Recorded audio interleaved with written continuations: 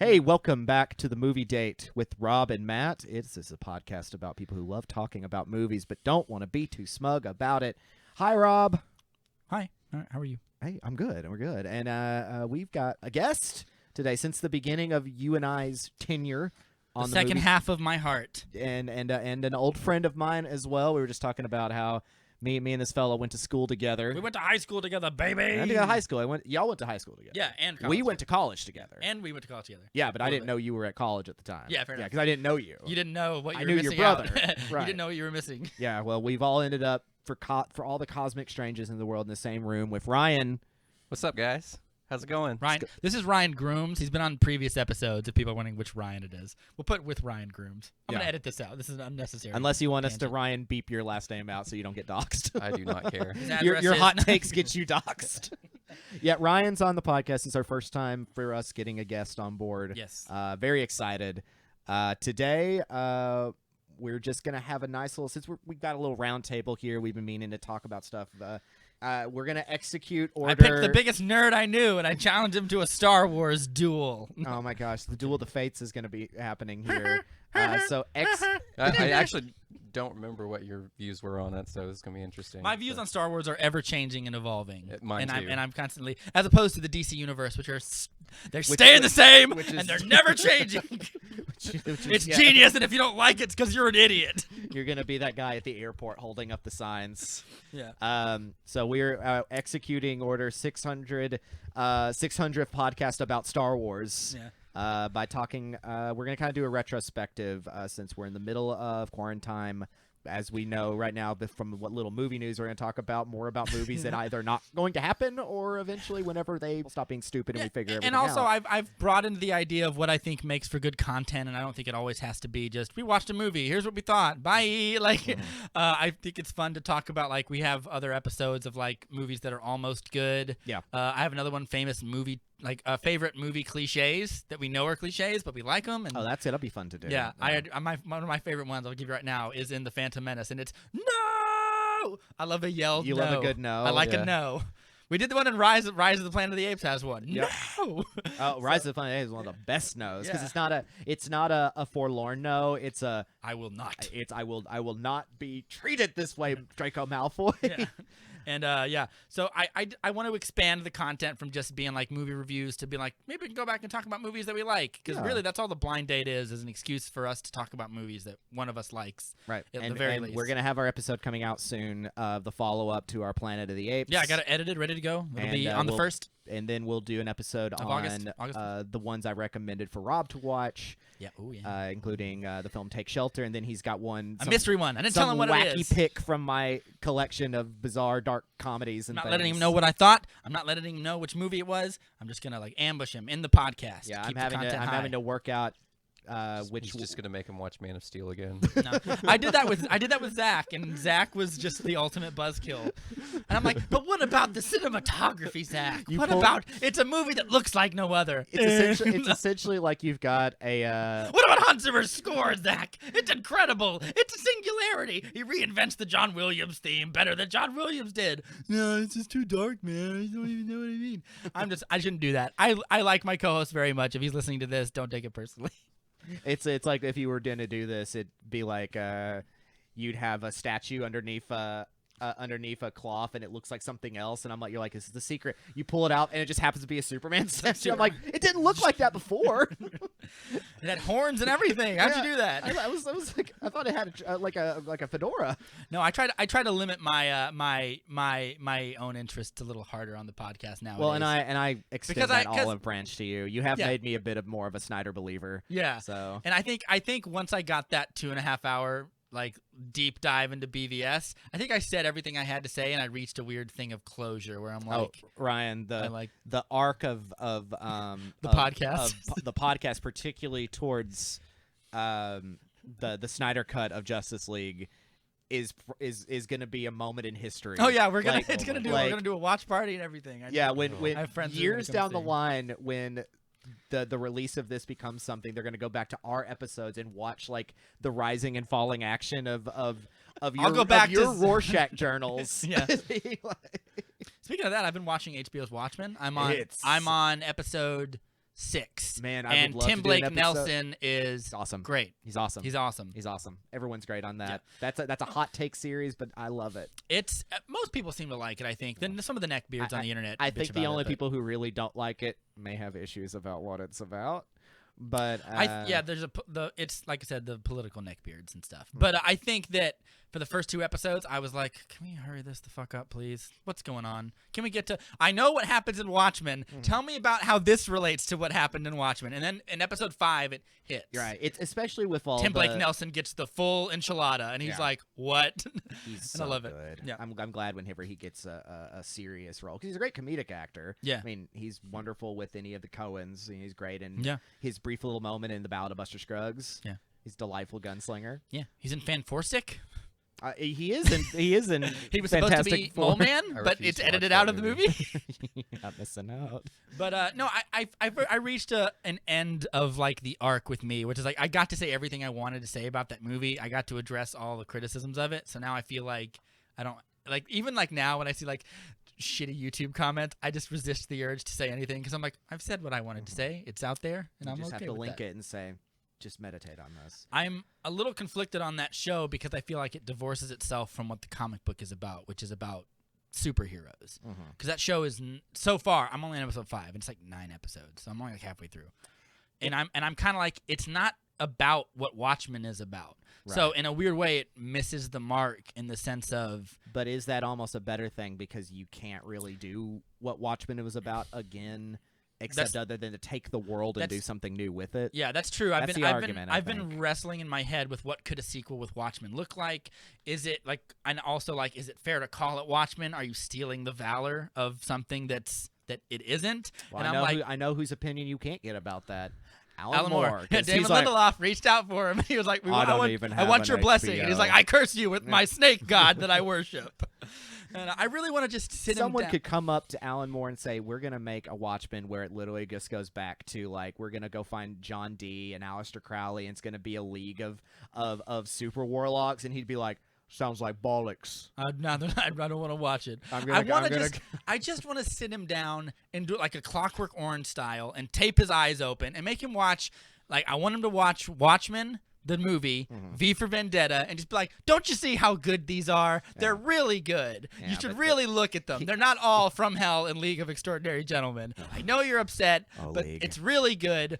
I mean." Please, and he'll send me to Oblivion or something. Yeah, Or he'll Cast send you a to the Hex. fucking Shadow Realm. Yeah, and but yeah, so far I'm liking the show.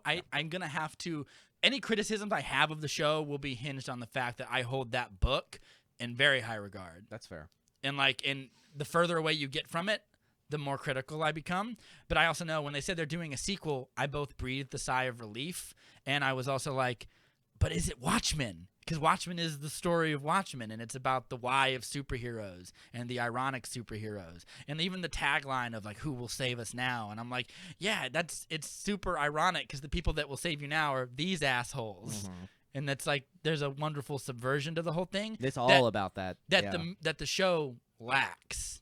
But I just got to the part with where I'm like, why is Jeremy Irons launching himself into this that catapult? took a lot of time to get through. Is the whole Adrian Veidt just stuff. got there, and I was like, I love this. This is great. I have We'll- so many theories now. Yeah, we'll talk about it. We'll do an episode on move on. Watchmen. So, hey Ryan, How's it going? We're talking about Star Wars, not talk about Star Wars today. Something that, like DC, I can never grow tired of talking about, no matter what it does to me. I would say superhero cinema in general. But, right. you know. But Star Wars. Give this boy a Star War. I'll talk up and down about it. I just, for some reason, it's a universe I don't tire of. Yeah. Even when it exhausts me. Yeah. When it Rise of Skywalker. when it Rise turns of me into when it turns me into an aching old Palpatine man with lightning.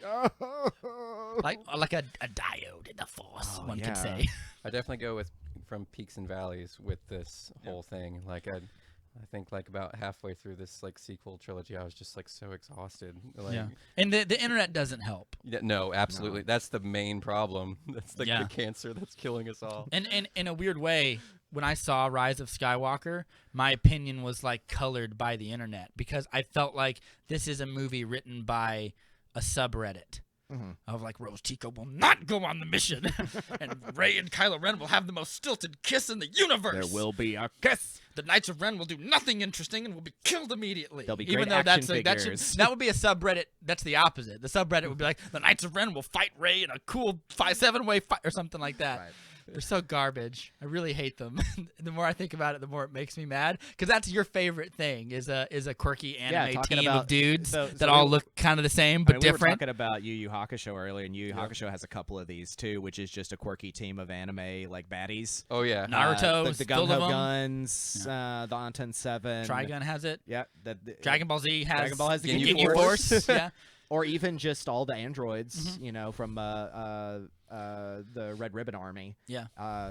I'm a big fan of It's that a stuff. it's a movie cliche we kind of love. Maybe for our future episode. Yeah. Anyway, but Because like you don't see it a lot in particularly Western movies. which is a shame, but you see it in like. But I mean, other than like Scott Pilgrim, but I mean that's literally just taking from that trope. well, like the Magnificent Seven is a good example of Yeah. like a quirky team of whether they're good guys or But bad guys. That it did doesn't come matter. from Japan as the Seven Samurais.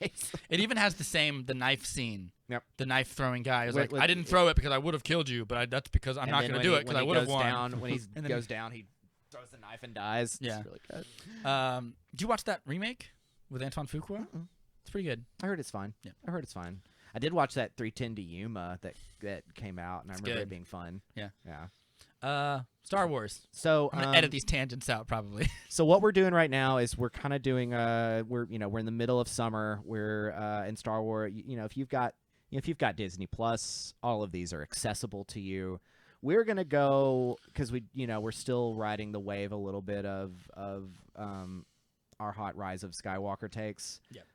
and realities. So we're gonna do a retrospective of the sequel trilogy. Yeah, I feel like this couldn't come at a better time too. Like looking back at Force Awakens, it's been out for 5 years now, and I feel like it now that it's had time to sit and settle, Yeah. my tummy's eased down. I can talk about it in a way that I think is more. and fruitful. also Star Wars always good content. yeah, that too. Real quick, do we have any quick movie news, or we just want to kind of skip over that? Bill and Ted trailer. Bill and Ted Looks good. Bill Looks and fun. Ted Makes me Face happy. the Music.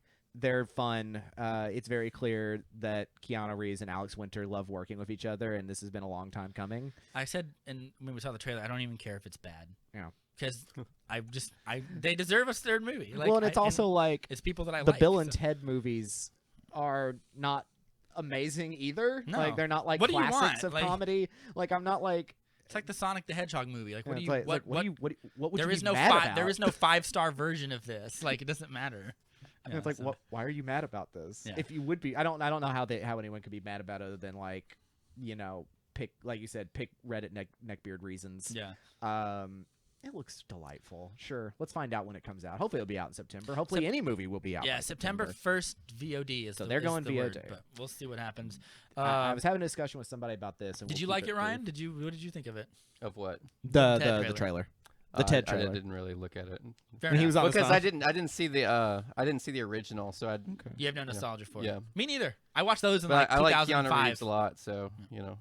I'd say it's worth going back and watching the first Bill and Ted, just because, you'll catch a lot of references. They're a fun group of characters. They kind of came out at that end of the stoner comedy era where it's like these guys are that, but you never see it. It's a little more kid friendly. Mm-hmm. It's like a Richard Linklater movie, but like but as a dumb comedy. But like it's his version of like, like I'm trying to think of like a good example. It's like his version of like some weird time travel sci-fi movie, and he's like, I just want to make it about these Their cool version of Hot Tub Time Machine. Yeah, yeah, exactly. It's like Except way more smart than that. yeah, it's his version of like a movie like that, but with like two cool bros who make metal or whatever. Two dumb teenagers who are kind of don't know what to do with themselves, so they go back in time and collect historical figures so they can ace their final exam. It's not, and so Ted doesn't go off to military school. There's stakes in it.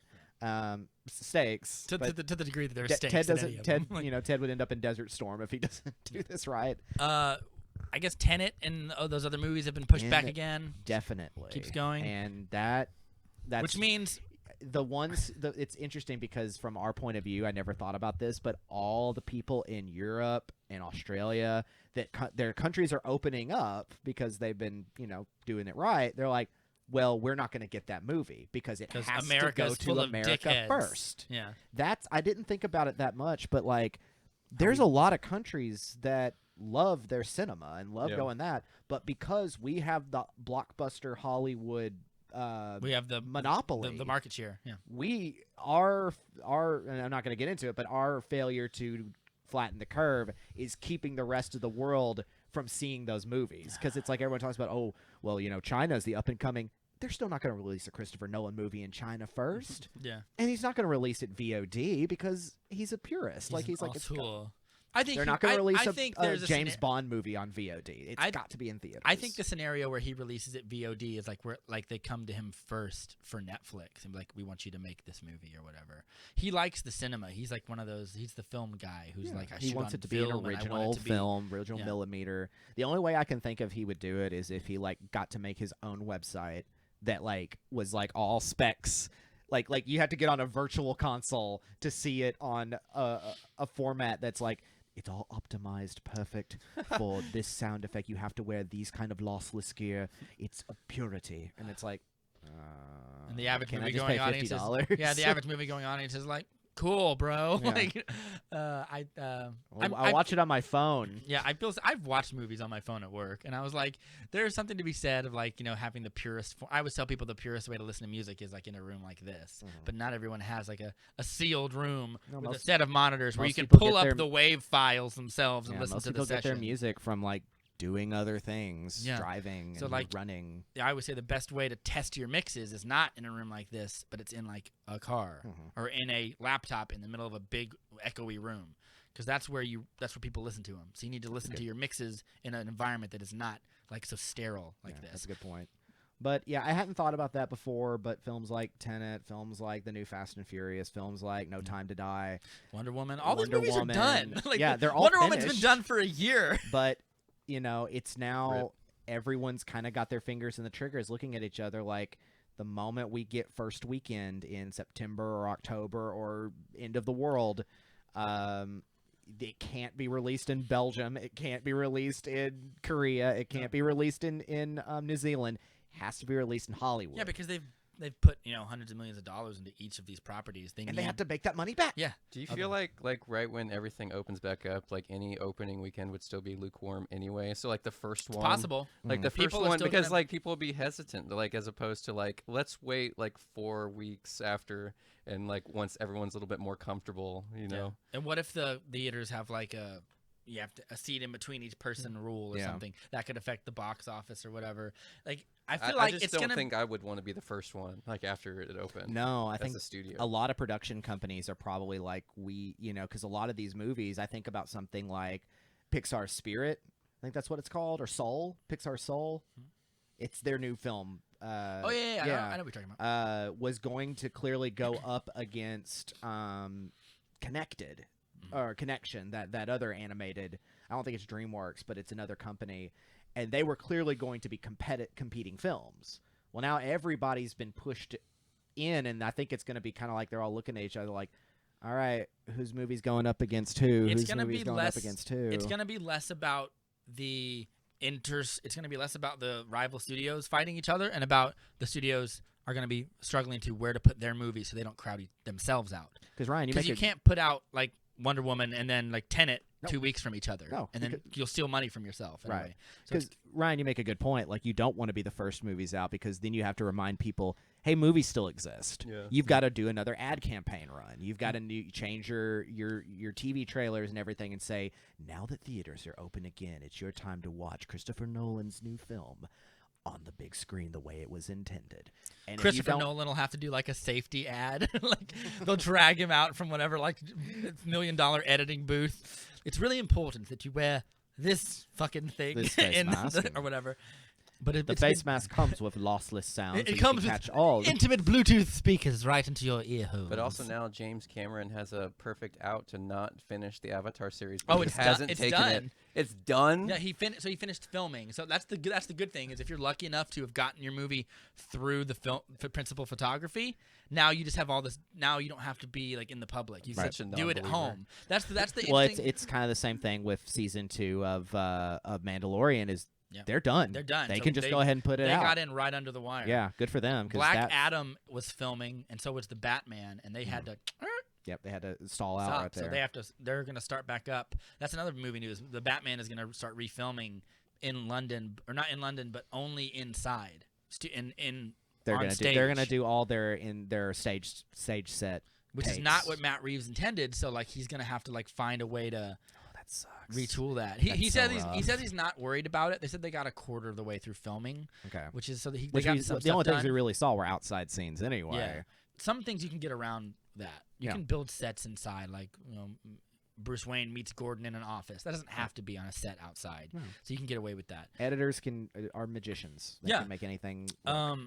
But it also brings back to like the idea of like where we get our content from, because Hollywood is more than just like filmmakers and directors who just make movies. Like No. people work on those movies. Yeah. Like get editors, entire production crews, houses. grips, the visual effects houses. That's a big thing of why the Snyder Cut happened, is because there's a doldrum of content. And Warner Brothers looked at this movie that like is so much of it is done that all they have to do is like take the assets that they already have, which those visual effects studios apparently already held on to, and just finish it and put it out. So that was like a weird boon where that movie, I don't know if that would be coming out unless it was any other circumstance like that, because streaming wars is getting ridiculous and HBO Max doesn't have a lot of content yet. Mhm. So anyway, I kind of want to see that John Adams thing. Like I watched Hamilton recently, and so now I'm like on this Founding Fathers thing. And the HBO series? Yeah. I've The seen Paul it. Giamatti Is it one. really good? It's excellent. is very it's good. excellent. Yeah. We were actually having. I didn't hate it, but one of the things about Hamilton I didn't like is they make John Adams into this buffoon, and he's like my favorite founding father. He's the only one that didn't own a slave. Well, So no. that immediately for me was like he's already better. Yeah, He's he's totally all of against you. like free speech though, and like Yeah, the Alien and Sedition Yeah. Acts. Yeah, it's it's a blight on his legacy. But he also predicted that the Union would tear itself apart with slavery within if it was ever brought up as a big problem, which is And why then- he and was then very him and hesitant Thomas to talk Jefferson about died So I saw, like, hours a apart sing- from each other. Yeah, I saw like a singular clip of that show. Is Thomas Jefferson Stannis Baratheon? yeah, Oh, Stephen Delane. It is Stephen Delane. Yeah. And yeah, I like. There's a lot of good people in that. Yeah, I can't remember. Danny Huston plays or Samuel Adams or whatever. There's a lot of good people in it. It's really good. It's Laura Linney playing Abigail Adams, right? Does George Washington's in it? George Washington is. I know who he's. I know who he is, but I can't yes, remember his name. great actor. From Disturbia. From Disturbia. What a. He's also in the From Green House. Mile. He's like In- the brutal guy. Yeah. And- No, he's not the. He's one of the He's the guards. nice guy. Yeah. He's the nice guard. Well, his name is in- Brutal. That's what they call Oh, him. that's right. Oh, Yeah. yeah, that's right. I can't I remember just his name. watched that like a couple weeks ago. Yeah, he's he's really good. There's a scene in it where John Adams sit down and goes, "The vice presidency must be the worst job in the history of the entire federal government," or whatever. Like talks about how it's a worthless job, and they referenced that in Hamilton, where Hamilton says John Adams doesn't have a real job anyway. Yeah. And I was like, that's pretty good. Also, yeah, David Morse. David Morse. David that's his name. Morse. He's really good. Yeah, he he's plays got a good actor face. Yeah. Anyway, Anyway, so that's kind of what we were just sort of going over right there. Let's go back To a few years galaxy ago, far, to far- a galaxy far, far away, but also what seems like a million years ago in the year 2015. It does Yeah. feel like forever ago. Batman v Superman was coming out. Everyone was hyped. It was a great year. Everyone was sure. I saw that- it in theaters and with you. Everyone was, yeah, you did. Everyone was sure that Age of Ultron would be a bigger movie than Force Awakens, and they were wrong. no. Remember that big debate? Who's gonna win, Abrams or Whedon? I have more Joss Whedon news if you want to hear it, or do you want to skip it? Let's skip it. Okay, Let's fair skip it and save it for our It's next more. episode. It's more the same. It's the Yeah, I told you so. It's more of this self-inflicted slam Yeah. fest we're doing. Yeah, like I remember that movie coming out. Like the hype was real. I remember me and Ryan still watched the last trailer for that movie for the Force Force Awakens? Awakens. It's so I hyped. still watch that trailer. I just listen to it for the music and Yeah. like the like it gets me hyped when I work out. I'm like, this is so epic. I went and so did y'all rewatched it recently, right? Yes, No, I Ryan watched it this did. morning. I watched it like 2 weeks ago. And I haven't watched it in a bit, but like I was saying, so I'm coming in just off memory. But I have watched those trailers again, and my God, They're so that well first done. one is just it's so. I remember the first one where it's just the little dun dun, and you're just given like these little shots of things that are. There has been an awakening. Have you felt it? Brilliant, because you're just like That's the Emperor. If you didn't know, Matt. That's the Emperor's that's voice. the Emperor, right? It's Because it's a subsidiary. Abrams says of- so. But yeah, I remember that. I remember seeing that trailer for the first time and being like kind of underwhelmed. And then they There's released. so little you're given other than like iconic, like, oh, those are stormtroopers, but they're not quite stormtroopers. Yeah. That looks like R2D2, not quite R2D2. Those are X-wings, but they're not on something I've ever seen before. Yeah. And I remember the And people are just like, are they on Endor? It got people super hyped, and then the second trailer came out with the big Chewie, we're home. Yeah. And I was like, yeah. Yeah. And then the one after that came out, which starts with I'm No One. It starts with the really dramatic piano. Yeah. And I was like, this is epic. Yeah. I've stolen that music and just like had it on background while I edit stuff. That's awesome. It's like the great. Millennium Falcon. Yeah. Oh, yeah, it's it so does good. And it starts off with the Leia theme. So And then it good. leads into like a big epic thing. And then like it tricks you as well. Abrams is good with his trailers. There I'll is give a him that. really, It's all really real. good, Yeah. All of like it. it's a Star Wars trailer as like a whole of like all 9 films. Oh, it's and the then Yes, it's I've edited seen with it. that it's trailer the theme. it's Yeah. the Star Wars always. Yeah. That was edited by guy from that '70s show. Topher Grace. Yeah, Topher Grace edited. Was that Topher That's Grace? Topher Grace's Wow. work. It's Yeah. amazing. At least Yeah. that's allegedly They even that's like Topher so you Grace's remember work. at like the end of the trailer it's going like dum dum dum dum Yeah. and it shows like they have that last piece like right where you see Kylo Ren lift his lightsaber and then it cuts to black and he's rocking towards Finn. It tricks you into thinking that like Yeah. Finn is going to be Mhm. your Jedi Knight and you're like nope and like a good nope I'll say to the internet but they do that but during those big dramatic cuts at the end you see like all the things of the trailer. It's like Anakin versus Obi-Wan. Yep. And I was like, it really makes you appreciate this giant saga we've had. Oh, yeah. Where even like the little pieces that you don't like, little pieces. There's some big pieces in there. But like the pieces that you don't like are still part of this great grandiose whole. Oh yeah. Yeah. I saw Good trailers I- is what I'm saying. funny enough, on a film group I follow, like a film podcast group I follow, funny because we're on a film podcast. yeah, we are. They were talking about Subscribe. which is usually a discussion I wouldn't see on here because a lot of people are just like, duh, we like the sequel trilogy more than the prequels, of course. Yeah. The only people who say that are edgelords. But they made a good point, and I think this still stands because one thing that the sequel trilogy did for me, and it's something that works for them, is it made me appreciate the grand scope of the prequel films. Yeah. Because they said what the prequel series does is great concept, bad execution. Yeah. It could be argued the sequels, good execution, bad concept. Some bad ideas, all the yeah. way around because I don't know about all the way around, each but some of movie them. gives and takes with that concept. But we'll talk about that, I think, more. Let's just talk in. about this kiln. Get into it. 2015. We are. Let's see.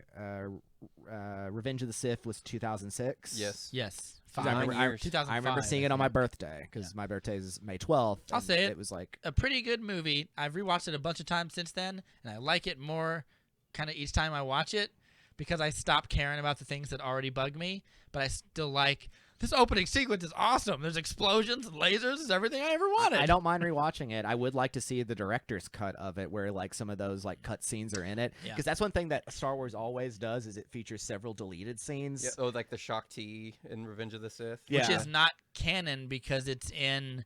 That was like George Lucas said that's the reason he cut that out is because like they wanted to like leave room for other stories later because in a video game I think it's the Force Unleashed. Force Unleashed. You go to her and In- you fight her. You assassinate her Yeah. essentially. So like There's two versions of it, like two versions of like that cutscene. There's like one where General Grievous kills her, Yes. and then there's one where Anakin like walks into the Jedi Temple and just stabs her through the back while she's meditating. yeah. So it's That's cold. Yeah. Cold. It is, and like we that's need the to I remember murder a that Jedi movie. That's a movie I would say is almost good for our almost I good almost segment. I almost wish that the competent moments of good directing that Lucas finally got in that one he had from the beginning. Yeah. And that would have probably, because it's clear that it's like he gets better at making these movies as each one of them goes on. Yeah. Because he's shaking off the rust. But again, it's execution of the story. I think bad now dialogue. 9 years after, you look back at them all and it's just say, yeah, these movies are about the collective order of the good guys getting arrogant and bloated and lost sight of themselves that they couldn't see their downfall coming, and it's karmatic, well with where the yin and the yang switch, where the overpower the police force of the world, the Jedi, fall horribly into destruction and allow the yang of the Empire to begin. Yeah. I think Revenge of the Sith had the benefit of it's the story George Lucas actually wanted to tell. And like in the grand scheme of things, Phantom Menace and Attack of the Clones were just filler to the story of Anakin becoming Darth Vader. All of Revenge of the Sith is like where Anakin falls to the dark side, and that's what everyone was interested in. That's what he kind of wanted to write about. And like you even hear like those are things that are referenced in the original trilogy. You were in the Clone Wars. Well, Yeah. we see the Clone Wars. Yeah. For what for at least But that movie. for 25 years at least, almost 30, about 25 years. you were like, what's the Clone Wars? Because Jedi Return was of the 81. Jedi was 83. It is? I thought it was 81. 83? I think it's 83. for which one? Jedi. Yeah, Return of the I think Jedi. it was 83. Yeah, 83 because Empire was 80. And then Star Wars was 77. Yeah. So you got 25-something years of knowing Mythology. about these things. The Clone Wars. Well, it's just a fun thing to throw in to be like, hey, we're in the future time. There was a Clone Wars. Yeah. He's the best starfighter in the galaxy. Well, we know about starfights. But then you guys get 25 years of novelizations all about like cracking people's knuckles. Like, what a great universe. That might you've be created. that might be the thing that has kneecapped Star Wars the hardest is It has both been its nerds greatest who don't want to boon. let go of those books. Yeah. And I like some of those books, but I also feel like if I was a J.J. Abrams and I was told, well, we already have Luke has or Han Solo and Leia already have children. There's Mara John Jade, Jade. whatever. And I was like, no, I'm not doing it. Yep. I'm doing what I want to do. Yeah. And like I don't think there's anything wrong with that. That was personally. Yeah, that's, I will take a moment to think of for everybody who finally came together and said we're going to do this sequel trilogy. That had to have been the hardest room in Hollywood. That had to be the hardest room to just sit there. A lot of rubbing temples, just like what do we do? I don't know. I think I disagree. You're either you care about it enough or you don't care at all, and you're just like I'm just gonna do whatever I want. Yeah. If you're talking about like the creative aspect of creative what do you do, I thought like you meant like the green light. Like no, that's No. printing Green off light's money. obvious, yeah. But it's But, like, what do you do? Yeah. What characters do you make? What do you do? And so I also think it's worth saying that George Lucas only sold the rights to Star Wars so that the people who work at Lucasfilm would have jobs. Yeah. Because they were just they would do comics and they would do like video games here and there, but like not enough to keep a billion-dollar empire going. right. So if nothing else, give George Lucas credit for being nice enough to sell the thing that you give him endless shit about and internet. then Disney so just kind of like threw him out Yeah. of the front door. Like Well, I he think gave him all these also- writing ideas, and like in every interview he's ever in, he's just begrudgingly grumpy. He's like, I wrote all these ideas, and They didn't like just- him. They threw him didn't- on the The trash. janitor threw Kathleen them in Kennedy urinated on them. I told her not to, but she did it anyway. She took my lunch money. That was a deep think. We know it.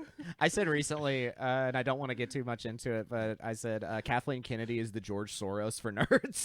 She's just the evil conspirator behind everything. Wow. I don't have any ill will towards that lady. Not Some at people all. get too Not into at the all. weeds on it.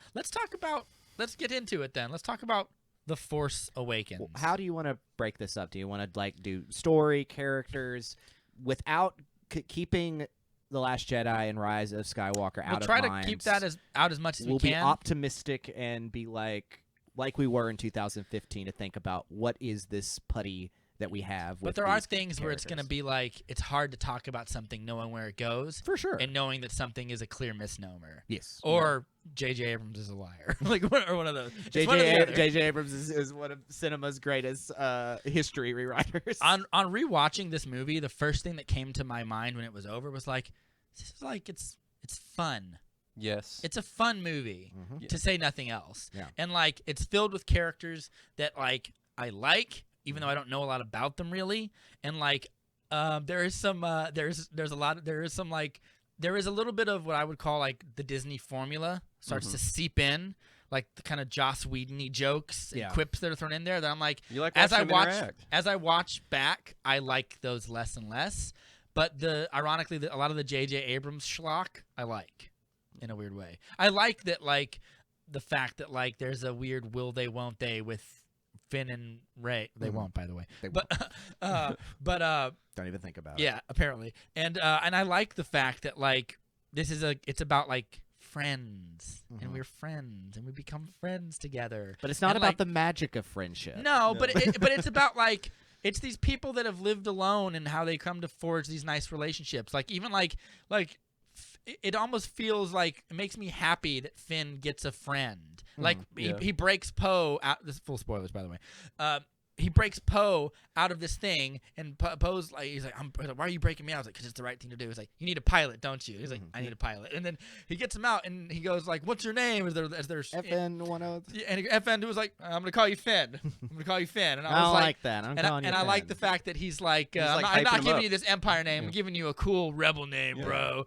And like, I like the fact that Welcome to the party, pal. yeah, it's like it's very warm, and I like the fact that like makes you look back at the prequels and make you realize how cold and stilted. a Yeah, lot of they're it all is. robots talking to each other. Yeah, except for like Revenge of the Sith, but like even then there's still like bad dialogue. But even though, like I said, there's a lot of like cool, it's a lot of cool kids dialogue. I like it because like I like getting to know a group of characters that like each other. And both of these trilogies, because we're not going to talk all about the prequels, but it needs to be brought up considering it's the closest relatively to. Yeah. They're both in the shadow of everything that made the original Star Wars trilogy great. Yes. I mean, you know, people have, social scientists and critics have picked apart like what worked, why did this work, how did this happen? You know, like that this specific story about a space past. Space war with all kinds of Eastern concepts Buddhist and all philosophies, kinds of Western gangs of mythology people, like, and you know. everything. How did this amalgamation succeed? Because it succeeded incredibly. Like, Yeah, and I think it's so they're both in the shadow of what makes both of those work. Yeah, and I feel like Force Awakens gets to the heart of what we do like about Star Wars, which agree. is, you know, Star Wars is, this is gonna be mean, it's not original. It's an literally amalgam. isn't.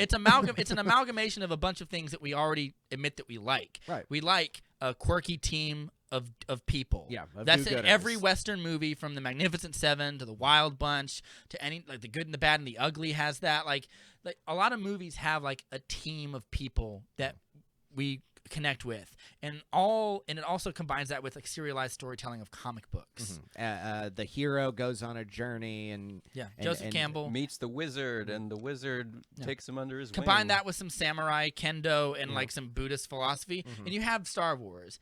It's a combination of like the mythical, great pop culture, and like really high-minded philosophical storytelling. World War II. World War II. You've got space Nazis and all that, but and it all comes from both high tradition of mythology and storytelling, and then pop culture but also, filmmaking. but also you know, pulp, like just good old fashioned punch a bad guy in the face, sword fighting pulp. Yeah. And Lucas, and it's not like that hadn't been tested before, tried before, but it just happened that this movie, this scrappy little Star Wars movie, worked so well that it's like tapped into everything everybody wanted. And it's a movie that the things that came after it do better than it.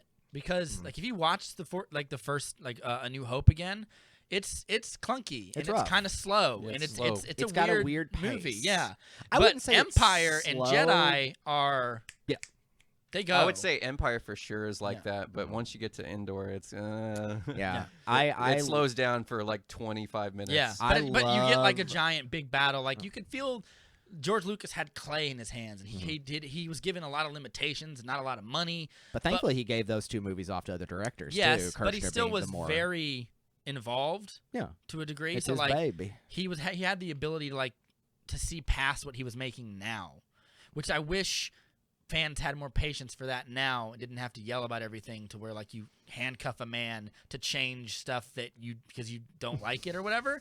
Like I wish you would like give people a little time to tell a larger arc. And I feel like the reason this movie is good, and if you haven't heard our Rise of Skywalker review, Rise of Skywalker leaves a lot to be desired, is because J.J. Abrams is great at starting things, and this movie shows It's an that. excellent start. It's a start because we need a new bad guy, just like a serial. Give this guy a mask and kind of make him just like Darth Vader is like a samurai warlord. Make another one. Yeah. Okay. Well, Generate here's all these questions. here's that Kylo keep Ren. You wondering. Yeah, and- mystery boxes. You fucking asshole. Give us a new cast of scrappy characters. We need a cool fighter pilot. Yeah. And we need we need these archetypes. yes, exactly. And because he's But then able you to introduce something different, like that's Finn.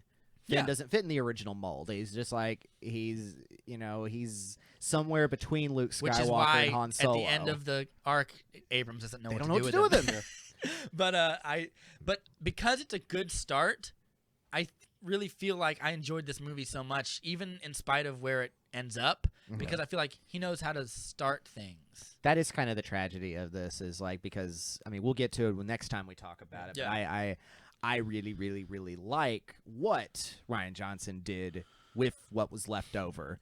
It's just, I can see why a lot of people were just kind of like, what? Yeah. But then Abrams kind of is handed back this art piece and just was like, I don't know what to add to this. I make big blockbusters, baby. You've made me introspective. I don't know about that. Going back real quick to Return of the Jedi, because it was on my mind. Yeah.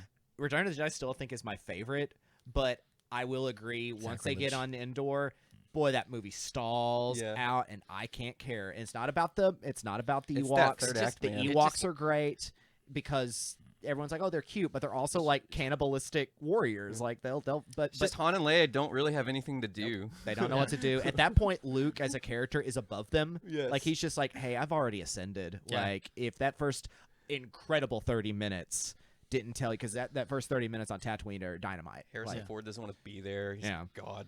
Yeah. He wanted to die in Return of the Luke, Jedi. please take me with you to fight Darth Vader. Kill me, Yeah. please. I'll get beheaded.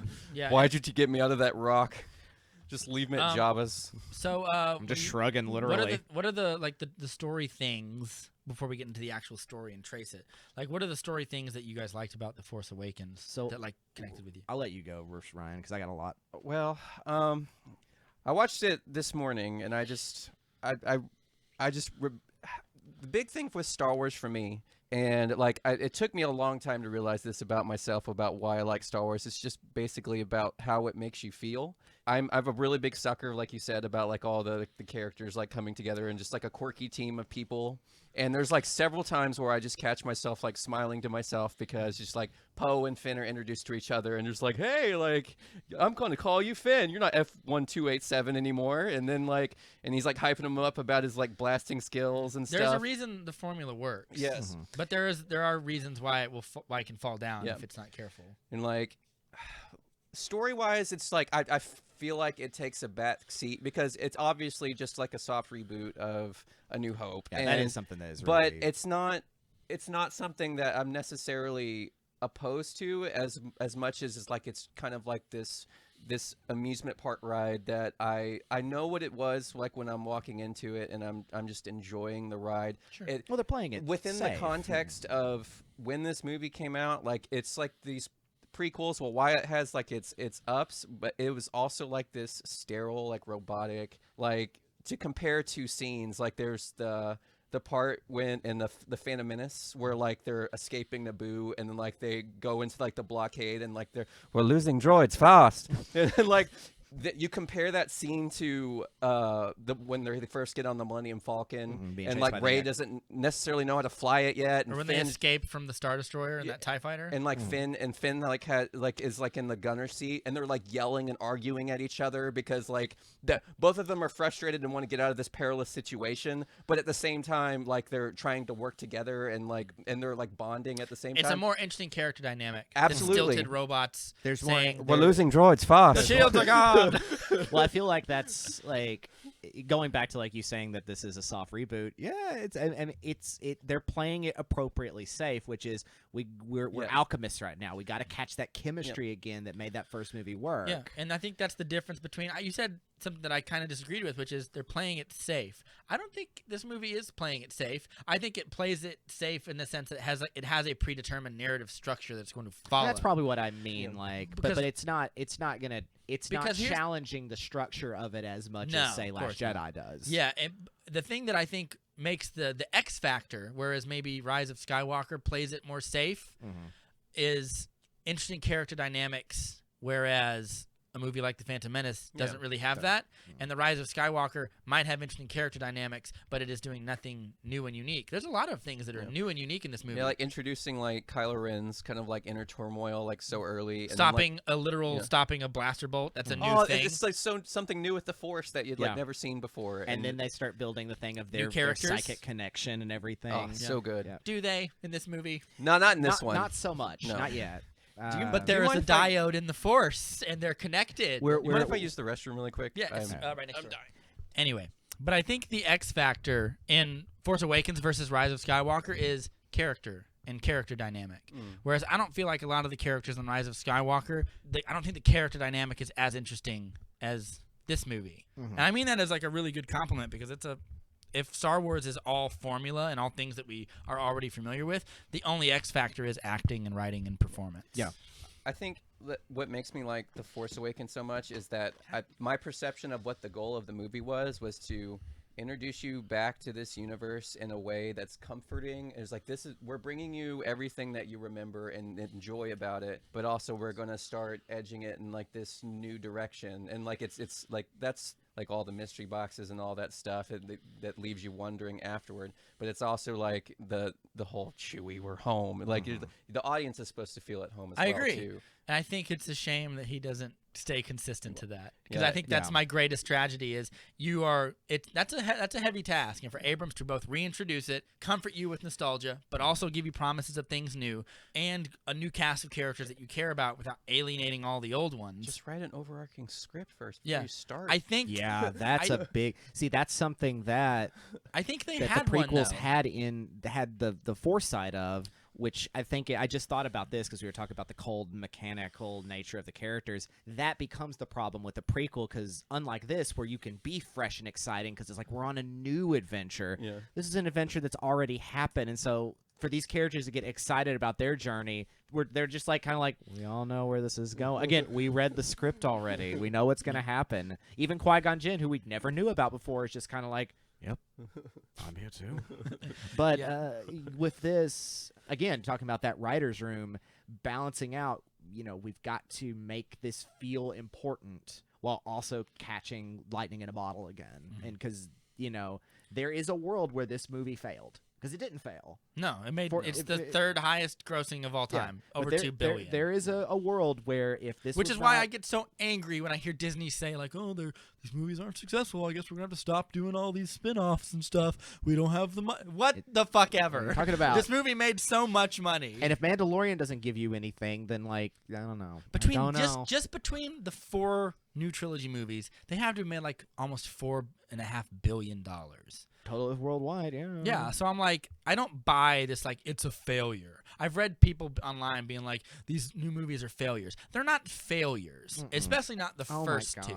It's but not. it seems like such like calm not, down. It's not we'll like get you Blade a fainting Runner couch. 2049, which is a great film, but technically bombed at the box office. Yes, like, and that was a mystery. Yeah. No one could figure out why. Well, the numbers coming in were really promising. It got great reviews. It's like a huge aesthetic action movie, and it just, for some reason, people didn't go see it a lot. It's because Blade Runner, the only people who care about Blade Runner are movie nerds. That's true. That's it. And I would argue it's a masterpiece. Everyone should see it. It's a great movie, but you can't convince a bunch of just popcorn film goers to be like, yeah, I want to watch that. Yeah, those trailers don't convince you. That's the problem. They convinced me because I knew what it is. I'm like, I know who Roger Deakins is. Yeah. I know who Denis Villeneuve is, but anybody, the folks who go to the movie theaters just to go to the movie theaters are like, no, I think we'll go watch something else. The trailers needed a guy who edits superhero movies to give you like a typical trailer organization. Well, even then, I think that would have been misleading because the movie still is just a Blade Runner movie, therefore not that action packed. I guess I'll give you that. Yeah. What did you like about Force Awakens? What are the things that connected with you? We talked about me and Ryan. So, what going to something that kind of I said earlier about both the prequel trilogies and the sequel trilogy living in the shadow of what made Star Wars great. This had the most interesting shadow in that it was, where do you go from where it ended? And what there are a couple of problems I have with the story relating to how we got there, because it doesn't make much sense. Yeah. We'll get to that when we talk about sort of the good, the bad, and the ugly. A big don't worry about it. Well, I worry about it, but it's a big everything.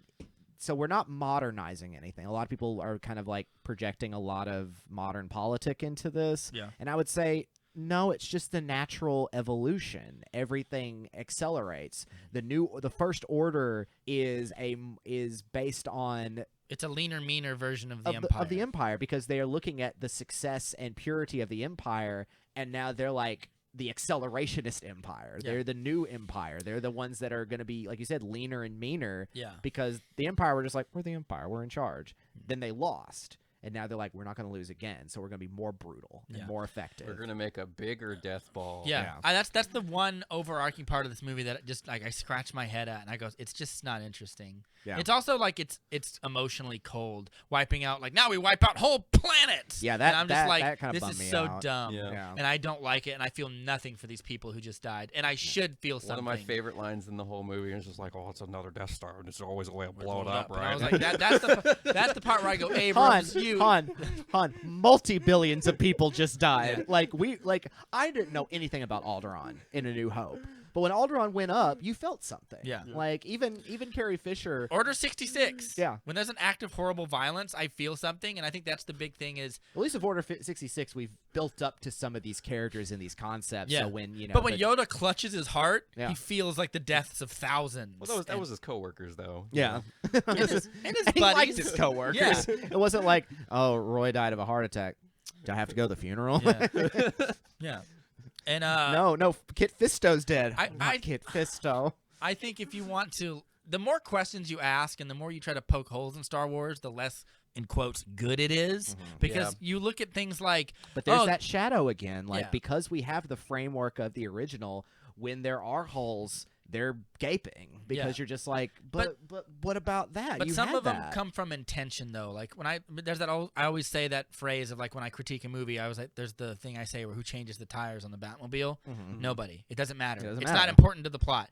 But like if you look at like how did the First Order come to exist? Why was the New Republic then Luke and Leia built not able to defend themselves or whatever? Which if are things that come up in other series I love that I don't question. Yeah. Like nerd moment, anime moment in the Gundam series, like after the Principality of Zeon is defeated by the Federation, they come back 2 movies later as an Axis force that nobody. that is well funded. Now they explain it. You have 2 series to explain it, but I'm like, the same thing could happen here. Like once the final Death But Star they over don't explain it is the only Right. difference. And if you And care that- about something like that, that's a problem. I say who changes the tires on the Batmobile. Right. It doesn't matter. Well, and it's also like if you just think about it for a moment, like when the indoor Death Star explodes, that doesn't mean like All the All the Star stormtroopers Destroyers- all the are gone. stormtroopers just are like, we're out of a job. All right, we're all going to POW Which is camps. why I like The Mandalorian, because it shows there are remnants of these things. Remnants, exactly. But if you look at, and even like if you want to get into the Federation, the New Republic wasn't sending up mop-up teams to execute all these former war criminals, and they probably should have. And I think that's an opportunity to either answer a really interesting philosophical question of like, what does it mean to rule? What does it mean to like bring people together? And how much harder is that than just fighting bad guys? Right. Because one is easy and one is like politics. Well, and we're jumping into the criticism. I need to. But get back to what I don't know if I think this is a criticism though. I think it's like people who want to feel smart by asking those are perfectly fine questions. Yeah. I don't care. Yeah. But it really. is. I'll get more into that because I think that's a lot of a conversation to have, to be like, why are we starting this essentially with the same political landscape of A New Hope? Yeah. Because it's like, that doesn't make any sense. Why does- the New Republic is Why does the First Order look at the Empire as a model of success? How do you define success? Right. By the failure of the New Republic? or Why by is the- the New Republic failing? or by the prosperity of your citizens? I don't Yeah. know if the Empire did it bring prosperity to its citizens. We have so many unanswered questions. If you start answering these questions, you just go down a wormhole. Right. So I feel like it's like the Pacific Rim argument. Well, like I know what this movie is, and I don't need to have these questions answered to enjoy it. But I do need Idris Elba to tell me the only way we What can stop it comes is with in the giant apocalypse? robots. And I'm like, yeah, you're right. You're absolutely right. A Yeah. seawall didn't work. We got to build them robots, and I bro. feel like if those are the questions you want to ask, you will never be satisfied with Yeah. this movie. You- so I feel you- like you gotta knowing your do- audience going in is part You of got it. to do what I do, which is when I'm bored, just make your own fan canon and just just be a dork about it. Yeah.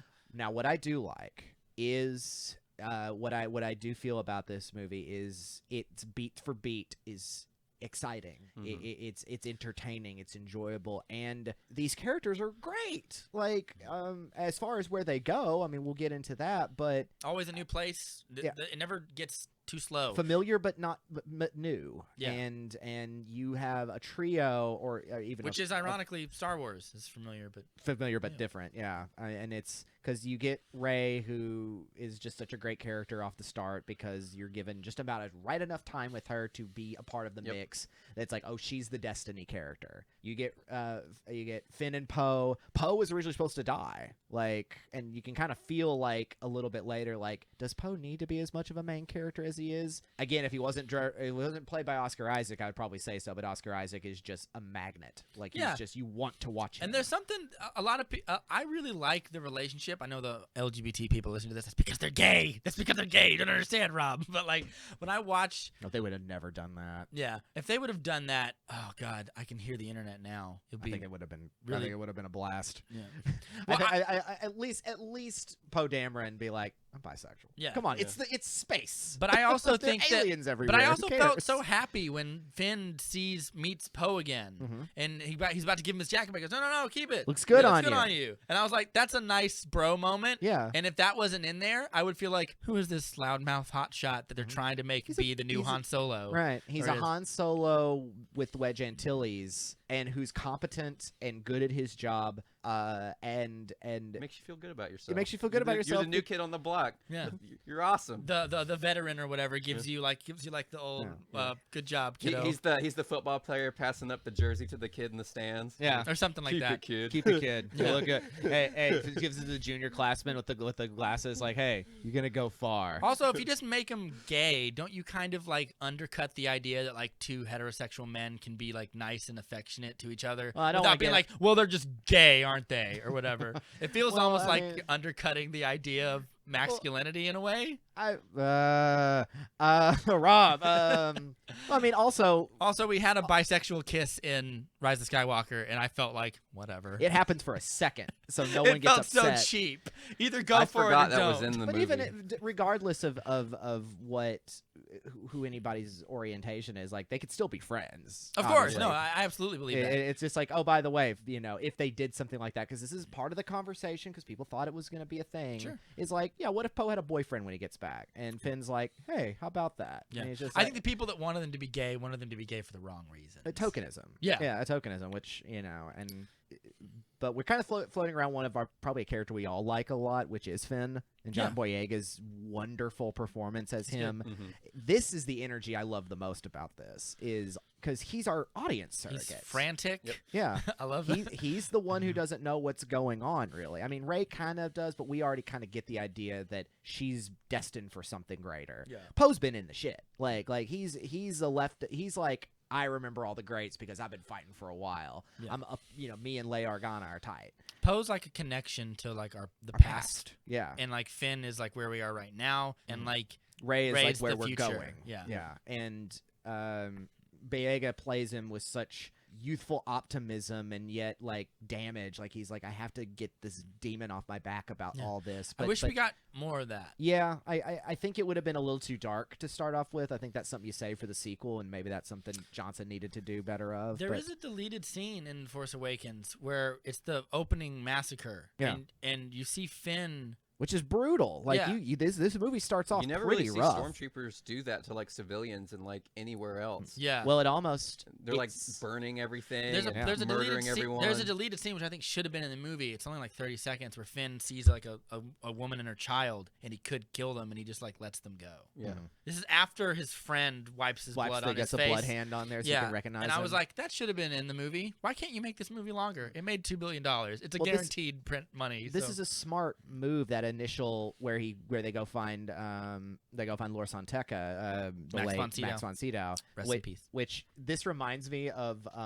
when this first was announced before the original trailers, and they just announced the cast, and there were hundreds of fan posters people would make about who's gonna play who. Max von Sydow is Boba Fett or Yeah. whatever. I'm like, no, he's not. You guys got to go back and watch those. Those are great. It's like Oscar Isaac and like tattoo like Jedi robes and everything, and Daisy Ridley looking like Princess Leia, and Adam Driver is a Jedi. It's so we had no idea what was coming. Yeah. They even have one of Andy Serkis as himself, like as a Boba Fett character, and I'm like, oh, that's cute.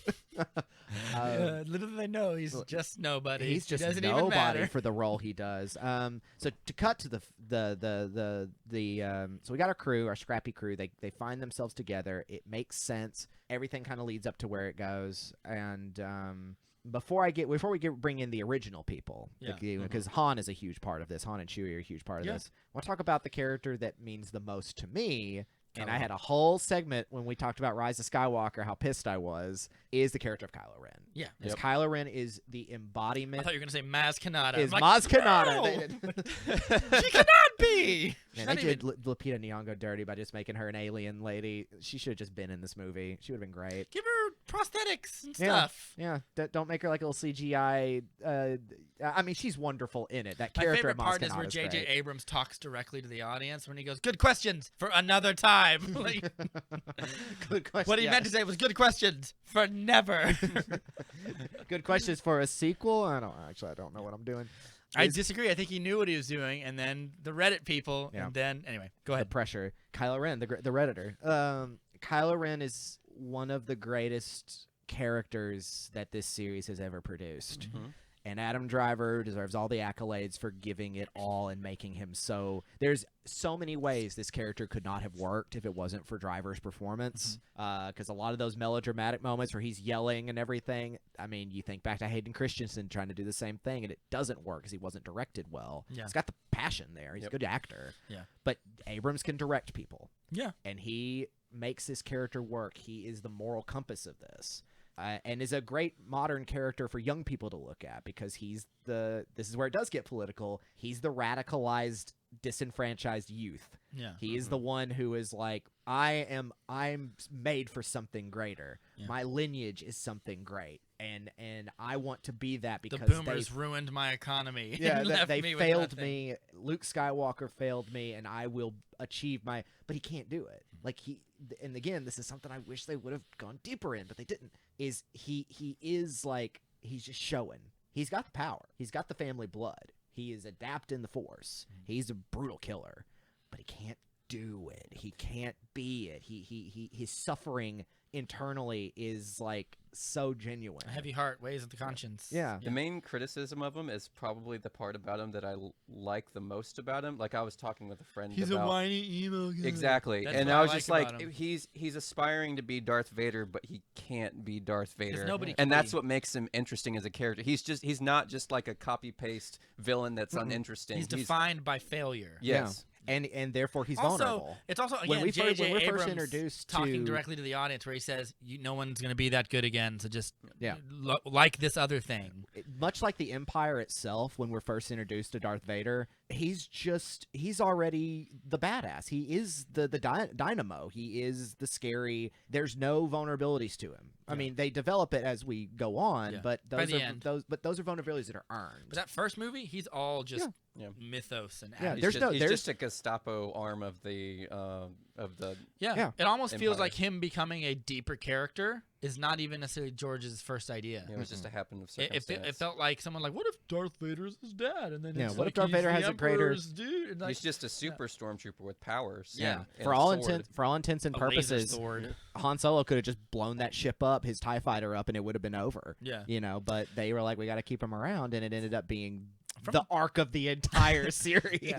From a plot standpoint, Kylo Ren is the only person who gets like a real scene that lets it breathe, where he talks to the mask. Yeah. I really love that scene because the rest of the movie is like, go, go, go, It's go. probably one of like the biggest missed opportunities of the rest of the trilogy. Yeah. I think is like He's when- talking to the Emperor, Matt. Don't you know? That's the Emperor's voice. Yeah, I know. It's a voice in his head. Yeah. Yep, like, yeah, that was like he's like talking to like supposedly like the Darth Vader talking to him in his head, but like I guess they're going to expand later that it's Snoke, but then they never really do. Well, it is Snoke. I just like the idea that it's all done through Palpatine.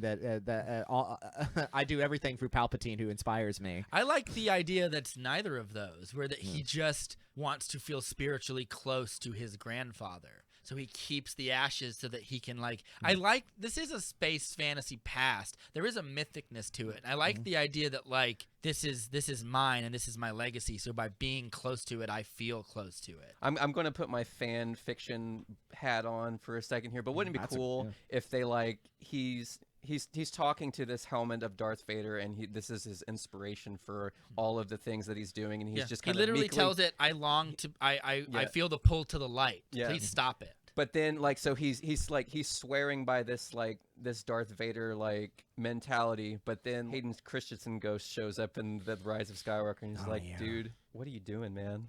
Like, and I feel like that's one of the cool things. That Would have been better than the voices. I'm gonna go. Thanks, guys. I'm gonna go cry in the corner about what could have been. Oh, we because didn't talk about that in movie news. He is supposed to show up in the Obi-Wan series. Neat. That's fine. That'd be great. Bring him back. Good. He was already on set. He's apparently fine with it. Apparently, he was on set with robes and everything, and they just decided we're just going to do a voiceover. But Hayden was on set of Rise of that's Skywalker? the rumor. That's what I heard. That's the rumor I heard. What? He was on set in robes and was going to show up on that last scene, but, I mean, that's just a rumor. And You then hate- Harrison you Ford hate- said, "Fine, Yeah. that's enough money."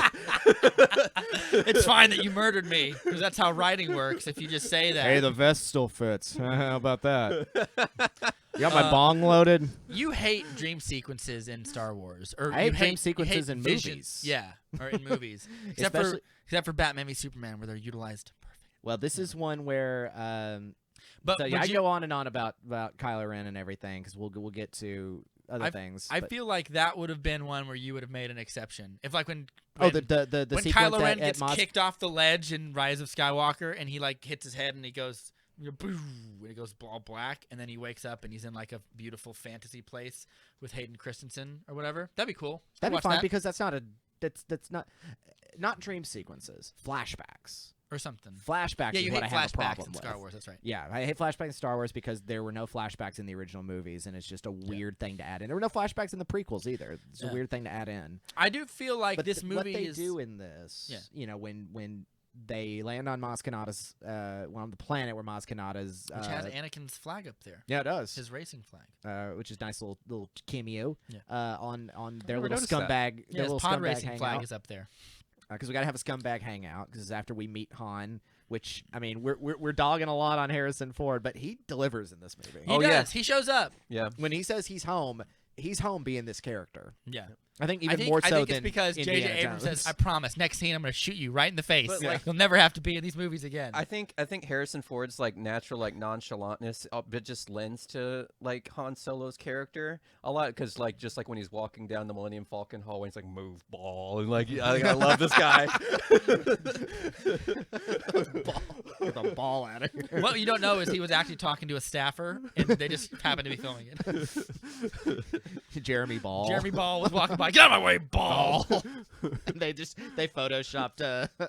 They didn't tell him that Peter Mayhew is no longer Chewie, and he's sad now. He He's gives angry. Finn his own nickname. He's like, listen, big shot or whatever he Yeah. calls him. Like, or he's like, I'm a big shot in Hey, can resistance. we just talk I'm a about the big fact deal. that like Big not deal. All right, That's Mr. right. Big Deal. Can we just talk about the fact that not only does he show up, but it's not all old stuff. So it's not just him talking to Leia or talking about Ben or talking about Luke. He is like already in hot water with two ruthless gangs. He's already bullshitting his way. He's through got the life space again. Yakuza and the space Irish Mafia after Yeah. him, essentially. The The cast Space Raid It's Redemption. the cast from the Raider in it. Yeah. It's really cool. Han Solo. I was What expecting- you doing there?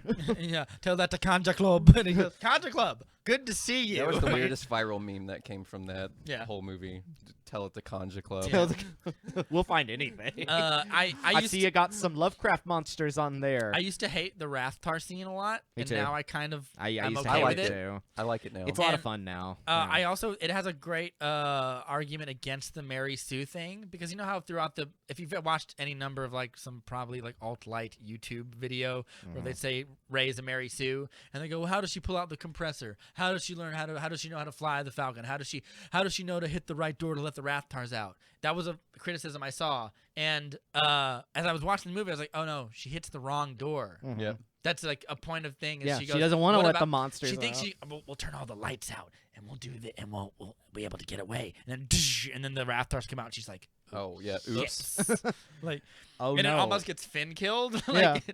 I also like that she's known Finn for 5 seconds and she's always screaming like Finn. And also I like the fact that like I like to think that this is a thing that I don't like earlier in the movie. I don't like the cliche. This is a movie cliche I don't like of old character that we've already meets new character who is new to the environment, and the old character says, "Don't follow me. I'm not gonna have you around me. Go away on your own." I'm so tired of that. It's like You're trying to we're gonna end up hanging out, you guys. Yeah, Like, this is the just movie gonna get is through just this. telling me this guy's a really reluctant character. Yeah, but like, okay, I'm going to defend Han Solo in this instance. No, I'm talking about Rey. Okay. And when she meets BB-8, don't follow me. Town's that way. Oh yeah, He's in the okay, middle of okay, yeah. nowhere. Okay, to be fair, I would have done the same thing. I'm on my way home, and like I decided to be nice, and then now all of a sudden you're following me around. I was like, oh, God, Well, I'm I gonna didn't sell sign you- up for this, please. I'm just- gonna sell you for scrap, little guy. There's a I don't like the We're all poor here. yeah, I just don't like the cliche of like, in order to make a character reluctant, you have to make them a dick. I would have liked it more if she was like, she's so alone, and that's a great scenes where we first meet her, and she's making her instant bread in the water thing. And I she's want munching, that bread, and she by the sees way. the Oh, she's- the hostess should have made some yeah, of that. she sees the hostess ship. portions. She sees the ship fly off the planet, and there's this beautiful John Williams score, and you feel her Yeah. loneliness. Yeah. And it's really touching. And she can feel the pull of something greater, and it's Yeah. just like I'm never. And then as soon getting- as she meets a new friend, get out! I don't want you around me. And I was like, I didn't care for that. oh, it's a robot. But It's a yeah. droid. Yeah, it's kind of like a baby droid. Maybe not to you like just told the quite- robot, watch out for the quicksand that'll kill you. What is that, like a second later? Yeah, maybe not quite to that same degree, but that wonderful part, like where she's like sitting down with a little helmet on and watching like the ship. It's kind of supposed to mirror that binary sunset where like Luke is looking off and he's just like he wants something more, but he doesn't necessarily want to reach out and grab it because he's kind of stuck. He's like my uncle, and Rey's like, I'm waiting for my parents to come back from their drunken weekend or whatever. Yeah. I'm waiting them to come back from the time they won those tickets to go to Canto Bight. They got a Canto Bight Backstreet weekend. Boys And they never reunion came tour. back. But, But Jizz Whalers are back. I guess they got shot in an alley. But yeah, so that's But also, like, real quick, talking about I'm blanking on the planet they're on. Jakku. Jakku. So they got the the place great everyone comes back to, baby. Yeah, they go back to the sand. It's a tourism ad. It is that great Everybody- line that everyone Luke comes gives in the back to second one, Jakku. like, where are you from? I'm from nowhere. Nobody's from nowhere. Jakku. Oh, that is nowhere. All right, that is nowhere. But you're surrounded by the love Mark evidence Hamill. of war, like the fallen star. Yeah. Like again, the shadow of what things were is looming large on all these characters, and Jakku is interesting because it's like, oh, it could just be Tatooine, but this has battle scars, Yeah. and she lives among those battle. I feel like scars. it's only Lives in Jakku an because AT-AT. Yeah, I just feel dope. like it's only Jakku because someone told Abrams it's a little on the nose if you just make it Tatooine, Tatooine don't you again. think? He's like, Yeah. get out of here, John. Go get me another latte.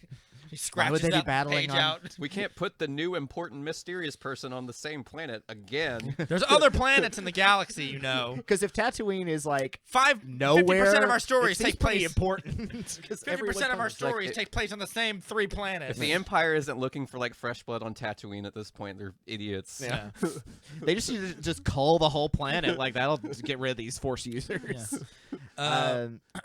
So should we talk about Snoke for a second? Sure. Should we have a Snoke second? Yeah. What about him? General. And also Hux. Hux is great. Domhnall Gleeson as another great example of someone wishing to be more because he's clearly living in the shadow of Tarkin and not Dadaran, but all the other Moffs and Captain leaders. Nita or whatever. Captain Nita. Yeah, all these prim. Admiral Piet. Yeah. prim I like the fact that General Veers. he's almost a subversion of Moff Tarkin, who's like very regal, as he's sniveling and greasy, and I he feel like that's on screams and And he purpose. screams. He's a YouTuber. Yeah. He's the radical. He's the radical. He's just Yeah. we are the first order. And yet again the inconsistency is they've got millions of troops, And and since everyone's just like, yeah, you're right. And since you bring up like Grand Moff Tarkin, it's kind of interesting like how him and like Kylo Ren interact as like a contrast. Where like Darth Vader in like that A New Hope scene, he starts choking out that guy he doesn't like, and Vader, then, release him. Vader, release him. And then like when you have Kylo As Ren you and wish. Hux talking to each other, like you can tell like Hux may or may not be like above him, but at the same time he feels like weak in comparison to Kylo Ren because Yeah. he can do all these And mystical even things. Snoke goes, "You wonder why I keep such a vicious cur around," or whatever. And I was like, yeah. it's a really it's this young cast trying to be the old cast and realizing like these dynamics are not perfectly set. Because it's Leia says it, Governor Tarkin. I knew you'd have Vader on your leash. Yeah. You know, and it's like I want to read the Tarkin book, by the way. I heard it's really looks good. Yeah, it looks good. So what do you want to say about Snoke? Well, Were you terrified when you first saw him that, oh my God, they made a 13-foot tall bad guy in this or whatever? I didn't know what to think about him very much at first because I guess you're not really supposed to, other than just like he's the supreme leader. It's more like 30 feet in that hologram. Yeah, or something. I mean, it's a great. At first, I was like, "Oh no, Yeah. How could they have messed up?" Oh, it's a hologram. Oh, it's a Thank hologram. God. Because that was a cool moment. Because at first they don't show the hologram thing until I think the second scene or at the end of the first scene where it just seems like he's a giant man. You know what? That would have been ballsy as fuck for Abrams to be like, "I made my bad guy 30 feet tall. What are you gonna do about it?" He just has like this 10, 15-foot long like lightsaber that he just swings around. Just vaporizes people in it. That'd be kind of fun. Yeah. Sad. Alas, he's not cool enough to do that. No, he's a puppet man. The great thing about Abrams is the worst thing about him is a lack of originality. Dare I say lack it. of force. Yeah. Your lack of vision. I think Snoke is so good in The Last Jedi, it makes me sad seeing him here. Yeah. Because I just know that he's gonna be nothing. Well, were you kind of on the boat that I was a little bit because of the logistics of like, all right, so who is Snoke? How did he get this power? Well, I feel like so like a lot of people when they ask that question, they're like, "Well, you didn't ask that about the Emperor," but there's like that added context where like there is an original trilogy where he is not there, so it's kind of weird like where Snoke has been this entire time. So it more so invokes that question of where Snoke comes from and who he is and why he's so important. And you also really don't get the Emperor until Jedi. I mean, you get that hologram at one point, but until then, they're just kind of like they work for the Emperor, who is clearly the lead, but it's like the Emperor's not our problem in A New Hope. The Emperor's not our problem in Empire. It's the regional forces of the Empire. But also like in the scope of like and the we got the trilogy. best explanation of what he could be with the prequel trilogy. Whatever you feel about it. Even without the prequel trilogy, like where the Emperor comes from is kind of like unimportant. Where like he's the he's embodiment just of the evil. Emperor of the Empire. You know who he is, and like where he comes from is not as important. Right, as, like, his Machiavellian rise to power and his machinations and everything, while it is also one of the best parts of that trilogy because Ian McDiarmid just eating that scenery up, you know, it's just kind of like you're also left with things like, was he always a creepy monster man? Was he just a middle-aged man? Yes. He has kids? Does he have a wife? He doesn't have a wife. Yeah.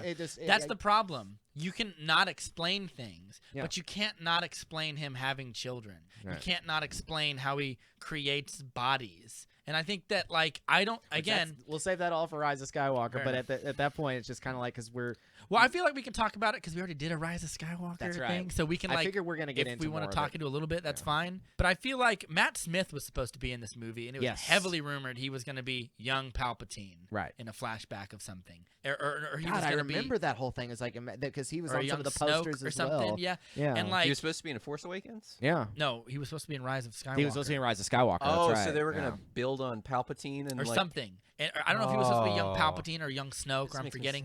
But now I'm like, it feels like the change to make I was behind it all came like 3 seconds before the movie was going to happen. I don't think that was Colin Trevorrow's idea, and I don't think Snoke is meant to be nobody. I don't have a problem with killing Snoke the way they do in The Last Jedi. Because it makes sense. As long as you have something planned afterward. Yes. And you didn't. And it sucked because of it. Because what works in killing Snoke in Last Jedi is it shows that it's like, yes, he has gained all this power. Yes, he has gained all this importance. Yes, he is the supreme leader. But what are supreme leaders if they cannot be just killed? Yeah. Like, at any point, you know, the Emperor could have been just assassinated by somebody as well. Yeah. And it also cuts to Kylo Ren and I guess the film's thesis of let the old ways die. Yeah. Even the big bads can go. Yeah. Like, we're not in that universe anymore. It's your daddy's Also, empire. it's just a fun performance. Yeah. Take that ridiculous thing off. Yeah, I loved it. Circus is so good. He's so slimy.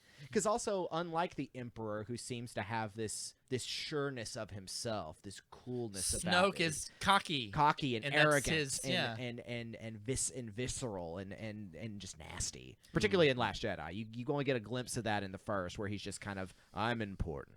He just gets good writing. Yeah. And good dialogue. Like it's a fun character to write. He's Yeah. just this evil when golden man. When someone says in The Last Jedi, General Hux, Lord Snoke wants to speak to you. I'll take it in my chambers.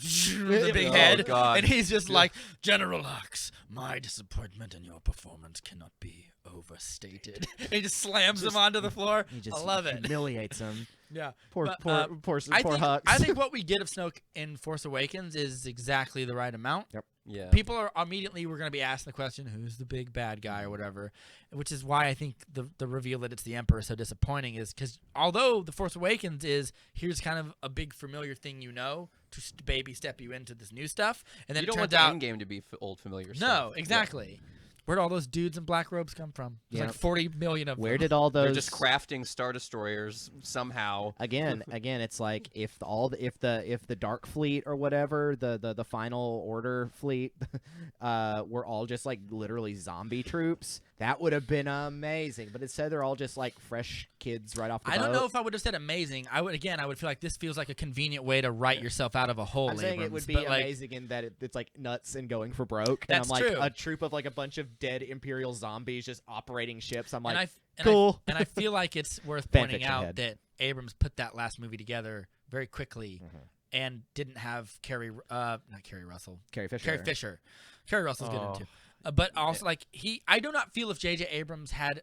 I feel like if they said we're gonna push it back a year and give you more time, It would have been better. it would have been better, would've and been he much would have done better. more things with it. Yeah. And maybe he would have been like, maybe we open it with Leia's just dead, Funeral. and we have a funeral for It's her. what I or- thought they were Why gonna didn't do. They do that. That's so frustrating. Yeah. I thought they were gonna have like after they get off Crate and like have their chance. It's like we finally get to bury our dead, and it's like, oh, Admiral Akbar died, and then a bunch of other people we lost during the escape from the place we were at. Yeah. Admiral Holdo, like they finally get a chance to have peace. Yeah. And then they're like, now what do we do? Because they also took a huge blow as well. So but again, fan fiction head, because that didn't happen. Yeah. Maybe we'll make a podcast where we surround ourselves in a salt circle and see if we can wish that movie into creation. I feel like one of the reasons Force Awakens felt so much kind of fresh to me when I watched it and like kind of refreshing was we don't need explanations for a lot of how this happens. But by the time we get to the end, we want to know, well, how did Kylo Ren Yes. what was his training as a Jedi like? Yeah. The bird How who did it answers get? is How again, did who Snoke? are the How did Knights Snoke of lure Ren? him away? Right. You know, but as the trilogy goes on, you get more restless because you got no answers for Yeah. so many things, and it's not because. Oh, it's not because J.J. Abrams is like, oh, it's a mystery box. And, like, there's all these, like, articles like, oh, I've seen so many of them, it makes me want to bash my head into my computer, which is like, this plot hole from Rise of Skywalker answers, and then I read it, and I'm like, no, it doesn't. No, it doesn't. It's like in Avengers Infinity War, where the Russo brothers said Captain America and Black Widow had a relationship. Yeah, It's that not- was so out of nowhere. It's not referenced in the movie at all. Just because you say it doesn't mean Doesn't mean it's happened. This isn't like Dumbledore was gay, by the way. yeah. Well, apparently there's more to that apparently that we're gonna get, which I'm If we want it intrigued by. now. If we want it If now. anybody even wants it now. No. She's But canceled. I Let the feel old ways I die. feel like you can there's a difference between being like, oh, there's subtext to this movie. I went through that Batman v Superman episode. I went through so much symbolism and subtext. I'm like, this isn't all just in my head.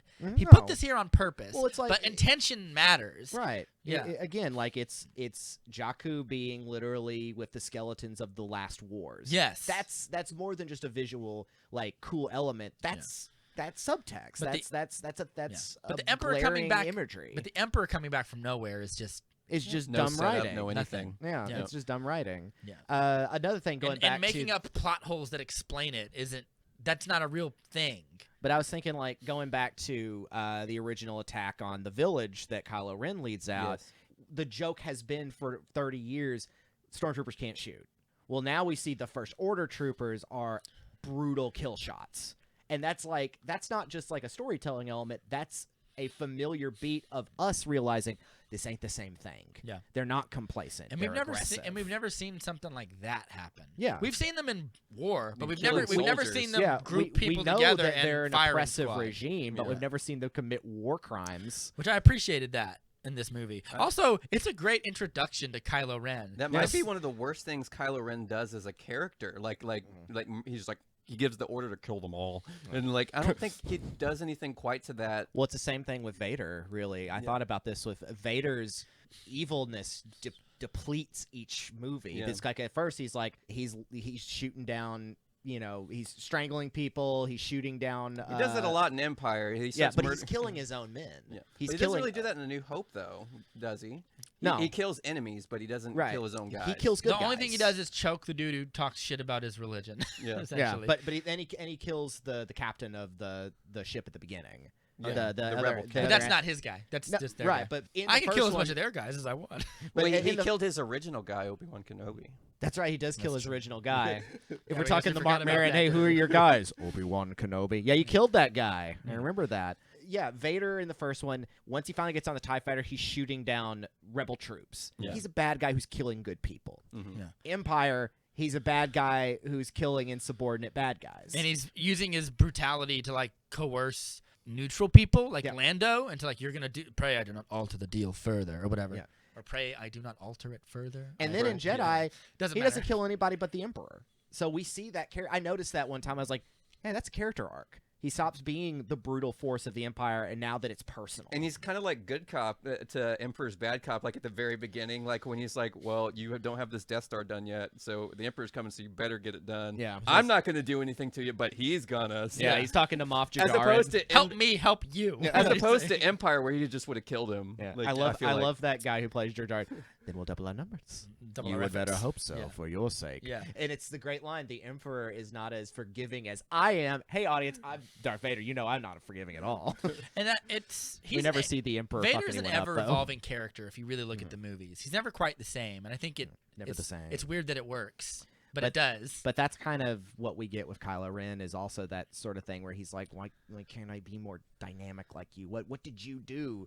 And Because the Skywalker blood is conflict could have Yeah. been a nice theme. well, There's and always it's a also, push and pull. He has to come to the realization that I don't know if he knows or it's not talked about enough that it's like, hey, as much as you idolize Vader, Vader died and Anakin Skywalker was redeemed. Yeah. Like your worship of this character That's inside you too. is also a failure because he didn't die the brutal fist of the Empire. He died Which the is why the unmasked Hayden man. Christensen idea would have been really nice. Yeah. but Let it go. also, can we just talk about like for half a second, like how cool the intro of him was? Like we see, I remember when I his theme. That, yeah, like when you see the shuttle come down, Yeah. and you hear the dun, dun, dun, dun, dun, dun, dun, and you see the bridge lower down. He just kind of walks out at a kind of healthy, fast clip, and I was Yeah. like, I already like what this is about. Well, it tells you immediately just from his posture that he ain't Vader. Vader is tall, gigantic monster of a man, and then this, Adam Driver playing a slinked over. He's fidgety. He's angry, and just and the first thing he says to he Lord also Santeca, kills an old man. Yeah, His violent outbursts. Yeah, and it's like normally Vader has all these things he says, where is and he just comes up to Lord Santeca, you've grown so old. He just insults him right off the bat. Like he's just petulant. Again, that's another thing we never get more answers to. Yeah, There's well, a history to Kylo Ren of people that know him, and we never. there is a book I think with Lord Santeca. That doesn't count. That doesn't count, but I don't have to Asking want me to to play read- Lego Star Wars Yeah. to learn about. there was a script in my head where Max von Sydow would have been in the movie longer and then dies, but that's okay. We get it. He's like, we get the line, that great line he says, I knew her when she was princess. Is it sad that I only knew him? Or as, to me, she's royalty. She's I only royalty. knew him as Esbern from Skyrim at that point. That's fine. You never saw The Exorcist? She's in that. Some good stuff. I didn't remember it. Oh, I'd seen The Exorcist. but- Marin! Let's talk about some other stuff. well, Let's get off of Rise of Skywalker and get back to Force Awakens. how about we get to the gang gets back together. The gang gets together and they do their shenanigans this way and that. When they finally land on Starkiller Base, let's talk about just the finale, the Starkiller Base whole deal. Yeah. We got to talk lightsabers too at the end. I got some stuff I want to say there. I death have of- so much. The death of Han Solo. How did it hit you guys? Did you guys know about it beforehand? I Did you... heavily suspected he was going to die in this movie. I didn't know for sure, one, because Harrison Ford has been like, it felt like Harrison Ford wrote that scene. Yeah. Both Give me the script, Abrams. Mo's like, I want you to stab me and then throw me down a I hole think and that then was blow his- up the planet. I I want. actually think that was his #1 condition to do. Is like, okay, I'll do You it, can't but cut- you're killing me, damn it. You can't decapitate me. Harrison, it would be too traumatic. Like you're Han Solo. All right, just stab me. Whatever. But I ain't coming back. I still thought it was One movie later. it holds up, and it's a rare moment of like, even though this is a movie where it's like, hey, this is all familiar and it's kind of a familiar but new thing. There's little moments where Abrams like lets it breathe and lets it just stop being about pop culture and expectations and be about acting and people and story and intensity, and then you and get, that's one of them. because that's the first time. One of the first times. I mean, it's not the first time because Raya gets captured earlier, and then he takes the helmet off, and he's Adam Driver, and a lot of people laughed at it originally because Adam Driver has a weird very face. unique look. Me and my girlfriend have a segment. It's called "Is he handsome or is he not?" We don't know. He's absolutely handsome. Yo, he's delightful. Yeah. It depends on the shot. In this shot, he's really handsome. And I love the way he talks. Yeah. And everything about it. Yeah, It's just I like very the cool voice modulator too. It's cool. I really liked the Han Solo death scene. Like I remember, I saw it opening night. I couldn't have been spoiled on it at all. So did I, yeah. I saw it opening day. I saw it the day after. I saw it the first available showing, and then I remember I kind of suspected it would happen, but then when it happens, there's kind of like this stillness that I felt, and it doesn't really kick in until like the Later. following Chewbacca like makes that agonizing. Oh, it's so brutal. and like I felt it too, and that's when it finally kicked for me, and I was just like, I think I almost cried. Like, it was really powerful for me. I didn't cry. I just I let it like wash over me, and it's a feeling that kind of sinks down on you. What the Chewie thing sells it. When Rey shouts no, I was like, you don't get know to do them. that. You don't get to. But Chewie steal has to my be like, pain. that's my fucking. Because one of the parts that did get me teared up because one of these. Nobody of all hugs these, Chewie. in is Rise of Skywalker got me the most emotional because it did get those fan moments for me. Is there's a movie where just Chewie breaks down, and it's like right after Leia dies, and he's just like, all my friends are dead. And I was like, oh yeah, it just hit me. I was in the theater. I'm like, all of Chewbacca's friends are dead, and I all he started has is the tearing up. gold robot that doesn't remember anything. never- That he wanted that to he tear his hates. arms off. Yeah, that's the one thing. If I could Put change, Chewie on that book with the dinosaur. All my friends are dead. That's the one thing about this movie that I would change. Is I wouldn't change the deaths. Nothing in this movie offends me so much that it must be changed. A scene where Leia hugs Chewie would be like chef's kiss. Well, they do hug. It's just before it happens. That's not. That doesn't count then. He's Edit it look, back. I'm there. not the one in the doghouse with you, Leia. I can hug you. But the space dog house. yeah, but The Wookiee house. yeah, I really enjoyed it, and his anger sells him. He tags Kylo Ren really good too. Yeah. Oh yeah. No, he gets a good shot. Yeah. Like Okay. with that I- blaster that and blows also, everybody keep in away. mind, Exactly. keep in mind, That Chewie moves has to people know like Ben- 10 feet in the air normally. Yeah. And Han He was has- like, "We've had this the whole That's time." set up on purpose. Oh yeah, that is kind of dumb. I hate that, but I also love it. He's like, "Wow, your beam crossbow you've had forever is pretty good." It's much more powerful than the last 4 movies. It's almost I like mean, that would be adventures. debilitating in a fight later. Yeah. And but I it- don't mind that as much. That's okay screenwriting to set something up like that. Yeah, 'Cause that's as far as you perfect screenwriting. That's why he loses. as far as you know, because as far as you know, I put a new thing in it. Yeah. Better ammo. I went and in saw my a guy at a crossbow. convention, and he modified it. It's a Yeah. bump stock now. Yeah, whatever. But it's like, and also Chewie does cap Kylo Ren, but also keep in mind Chewie's known Ben since he was a little boy, like since he was born probably, and he's like, I am fine with shooting this child. There's like a Yeah, that's perfect web comic of it or something. oh, of like, I know this one you're talking. Oh, it's so rough. Like where he's playing with like young Ben or whatever, and then it like flashes forward to like when he kills Han Solo, and then you just see like the imagery in Chewie's head of like remembering all of that before it's so his sad. hesitation before he shoots him. It's really is sad. Yeah. Yeah. Or you can also just make it like Calvin and Hobbes, and Yeah. it's just Here's him and Ben. yeah. Here's something about like when we talk about the finale is what you said, Matt. Yeah. Because we're also approaching something that is the most familiar, which is we're sending Poe Dameron gets back. He gets, Snap Wexley and the rest of the crew. And 4 other people. Yeah. And that's my biggest thing with this movie is like once I want the rebel army to be well funded and like have enough ships to make me believe they have a chance. Well, they were, but they got blown up all in one scene. Did they? Well, We know that. now I got to talk about it because Go let's ahead. talk about some of the bad real quick. Because I Yeah. have to talk. We brought up earlier. Now That it's there are itching at always me. 6 fighters. This is ridiculous. Yeah. There's when a they million TIE destroy the fighters. Hosni system. Yeah. For one thing, it's a great special effect. We get a big anamorphic lens flare that you get James to see that Abrams Kylo loves. Ren on the deck on the bridge watching it go, and it's genuinely upsetting and horrible to watch all these planets get blown up. But like it has no effect at all. Like everyone's just kind of like, oh no, and we move on with the movie. We can blow it up now. Yeah, yeah. And it's like when Alderaan went up, it was really, you know, we literally got into it.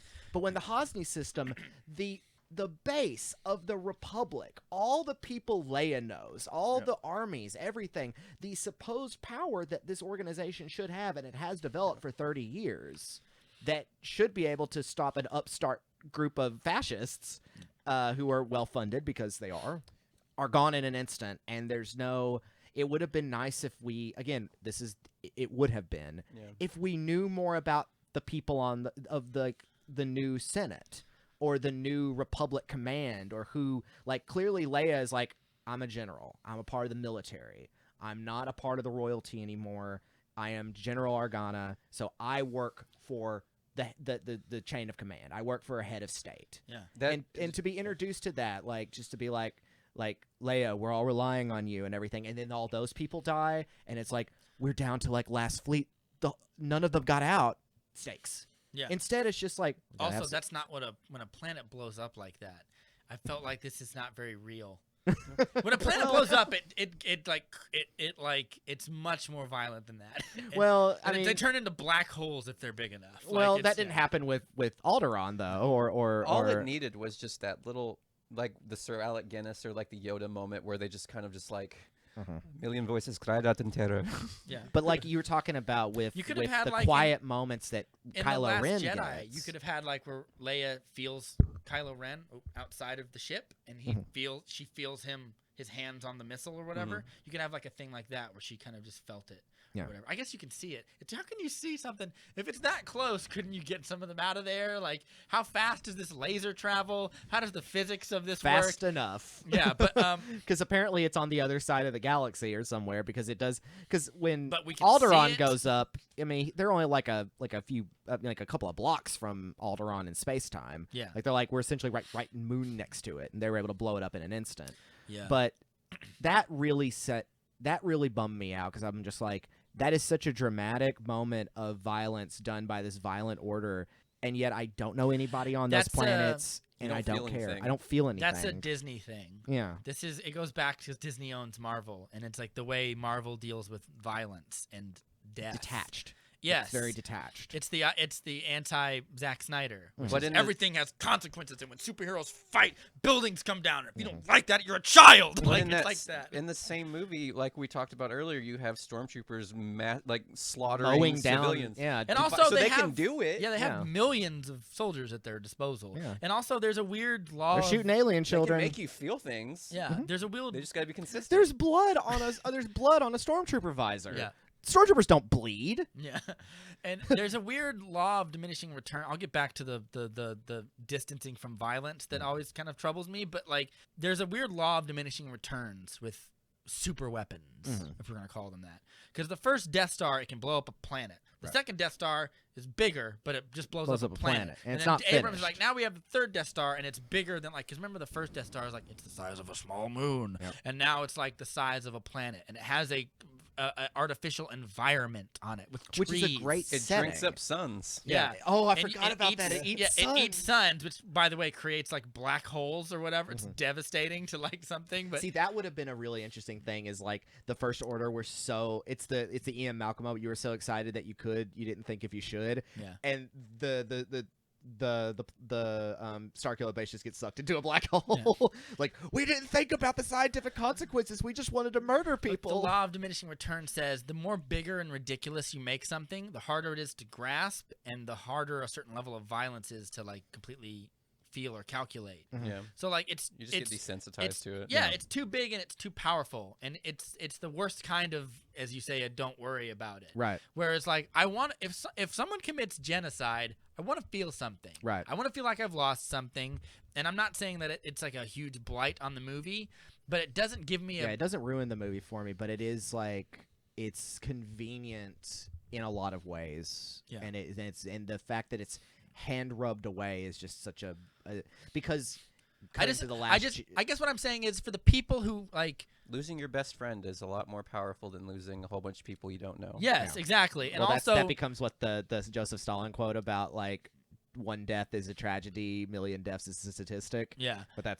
we're not about to go there. I also don't want to even I don't want to hear about if you don't have a problem with this, I don't ever want to hear you complain about Superman snapping Zod's neck or something. That's my point. There's a weird morality in Hollywood movies about how we parse violence, and this feels like it's not bad because, like I said, it's just kind of bland and forgettable, and I just don't feel anything. But it's more like it's less about the violence, but more about what it should do to the story. Yeah. This should be a big moment.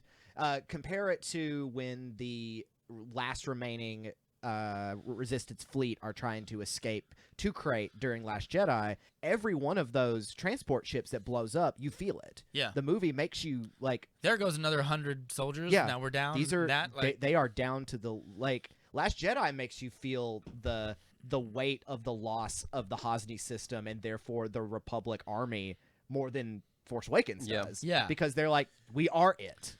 We wanted to be the Resistance. This is it, baby. There ain't no home planet to go back to. Yeah. They caught us cornered. And I feel like that is a small seepage of the Disney formula seeping into Star Wars. Well, what do bad guys do? They kill people. They blow up planets. Well, if you kill one person, then killing 1 billion people is even worse, right? That means they're really super ultra bad. So just make them do that. And I was we know they're bad. It's the law of diminishing returns. Because then when we get to Rise of Skywalker, we're just now each Star Destroyer has a miniature Death Star on it, and we can destroy every single. And I was Abrams. Poor Oscar Isaac says that line that's pretty much. And of course, they all have Death Star rays. Because of course they do. Because I feel like what was happening was someone should have just been Abrams. Dial it back, man. Yeah. Dial it back. You don't need, sometimes you can create movies that just have 2 people in it that have a lot of tension. It's you don't need a big giant thing. It's been since the theater since I've seen that movie. Do the Star Destroyers blow up anything? So no, but they all have a cannon that's Death Star tech that can blow up. Right. Most of the do time, it anything gets with them it? blown up. No, they get blown up like the worthless pieces of garbage they are. It's they end up being a giant shoot me spot in a shooter game, and so it's easy to blow them up because they have a giant impactful cannon on them that blows them up.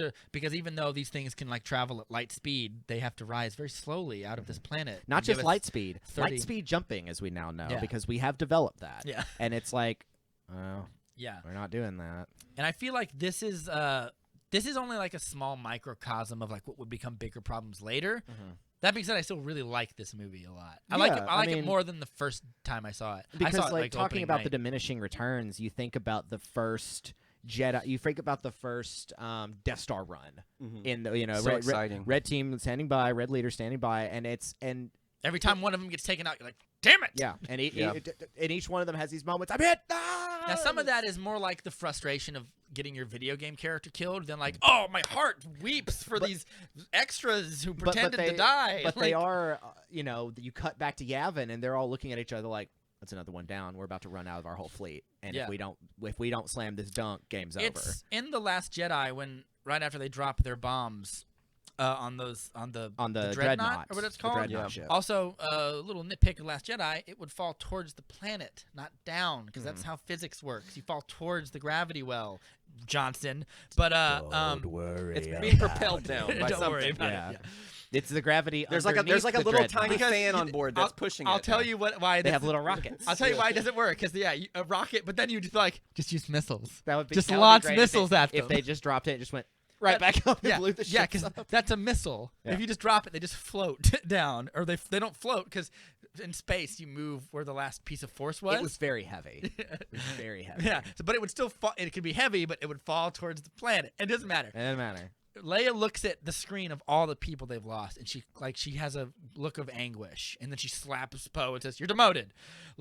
That's what we needed, a little bit of that to make the deaths feel like they mean anything. And I feel Which is why I'm glad we had it in Last Jedi, because it felt like the logical next step. And it feels like you have it in The Last Jedi because they were more hands off. And they said, Johnson, do your thing. And he's like, hey, guess what? Consequences. Force Awakens. You forgot about those. Yeah, Force Awakens is this is Disney. We're producers and writers' rooms, and we're all doing it together. And that means there's people with marketing degrees and formulas. And they say that, super weapons mean more devastation, which means your bad guy is more evil or something. It's that's what I'm talking when I talk about the Disney formula. That's what I mean. Again, going back to what we were saying about how Rise of Skywalker, you know, as sad as it was to lose Carrie Fisher so quickly, they should have just been like, she passed away during. She's Leia old. did. People die. Yeah. In maybe She's- they don't. They have like technology. Maybe you can live forever. You can replace an arm. Look You at can it. replace Look a at plane. look at Palpatine. Yeah. He's just an evil spirit. Yeah. But when they do the Starkiller run, it feels so small It does. compared to the fact that it's a gigantic planet. Yeah. Yeah. And it's a planet. Yeah, it feels like that should be bigger. Like, And then like the it- feeling and, behind there's it, just too. of course a trench. Like There's always a trench. the Death Star run in the original is kind of like the climax of the movie. It's Luke's conclusion as like a character arc in that story. It feels impossible, and As not a in a good comparison- way. Yeah. As a comparison, like the taking down the oscillator or whatever of Starkiller Base, Whatever. it just feels like an afterthought. Like it's just like, well, we just had the climactic battle in the forest. Like that's what you came for. Yeah. Yeah. And that sells. Like Yeah. when they're in Starkiller Forest. Let's talk about, you want to talk Starkiller lightsabers. Park. I guess this is the perfect segue Yeah. to talk about that. So we'll leave X-wings behind and we'll go into. It's fine. Like, Yeah. It doesn't bother me, but it's whatever. That's the part of the movie where you feel like, oh, this is A New Hope again. Like, that's when it really start to Sort of sink in on kinda me. because like the sections are shifted out. Like you said, Ryan, Luke Skywalker, who's a Jedi Master, his climax isn't in a lightsaber fight. It's in an X-wing. Yeah. It's as a pilot. He doesn't really get to do that until the end of Empire. I'm not such a bad pilot myself. Yeah. So let's talk lightsabers then. What did you want to talk? You said you had some stuff you wanted to say. I always feel like I'm making a hot take by saying I enjoyed this part of the movie, and it makes sense to me. I used to not like it, and now I like it a It's lot. perfectly fine. And it's, I don't think it's fine. I think it's good. yeah, I think it's good. Yeah. I think it's great, but like everyone, this is like the part of the movie everyone's like, oh, she's never Redditors. held a lightsaber before. Redditors. Is it just How because how could she beat somebody that got hit by a crossbow that sent people flying before, and he knows how to use the Force already, so she can't do things, and it's like Well, first of all, if it's we're a talking, fantasy tale. first like, of all, if we're talking about the Force, everyone would just use the Force to turn their person's lightsaber off when they swing. Yeah. oh gosh, or fix their mics. Sorry. Yeah, fair enough. Well, it always makes me think of when So it's in just- Attack of the Clones when Anakin's taking Padme on that date and he's cutting the pear and he's just like, yeah, if Master Obi-Wan saw this, he'd be very grumpy because I'm supposed to be more disciplined with my powers. Why? Yeah, it shouldn't matter. Who cares? Yeah, hey, guess what? You have psychic powers. Turn the TV on. Yeah. Neat. It's But, not. like, it's not a flagrant if- use of the Force. The Force is in everything. It's not Yeah. going to focus on you. Like, did you see that dickhead open his car door with? Yeah. Force? If you get to a point where you're He's gonna go to complaining about Force like, hell. oh, he can use the Force, but she can't. If he can use the Force, he can use to do a million things that would just God mode the entire fight. So that's not a It's genuine argument. The point isn't like it's the drive of like the narrative of like from Rey's perspective. It's just it's not Also, that she's she's not winning a fight with Kylo Ren that so much as she's winning the fight of running away from her destiny and choosing to go towards it and accepting that this is the person that she needs to be as opposed to this.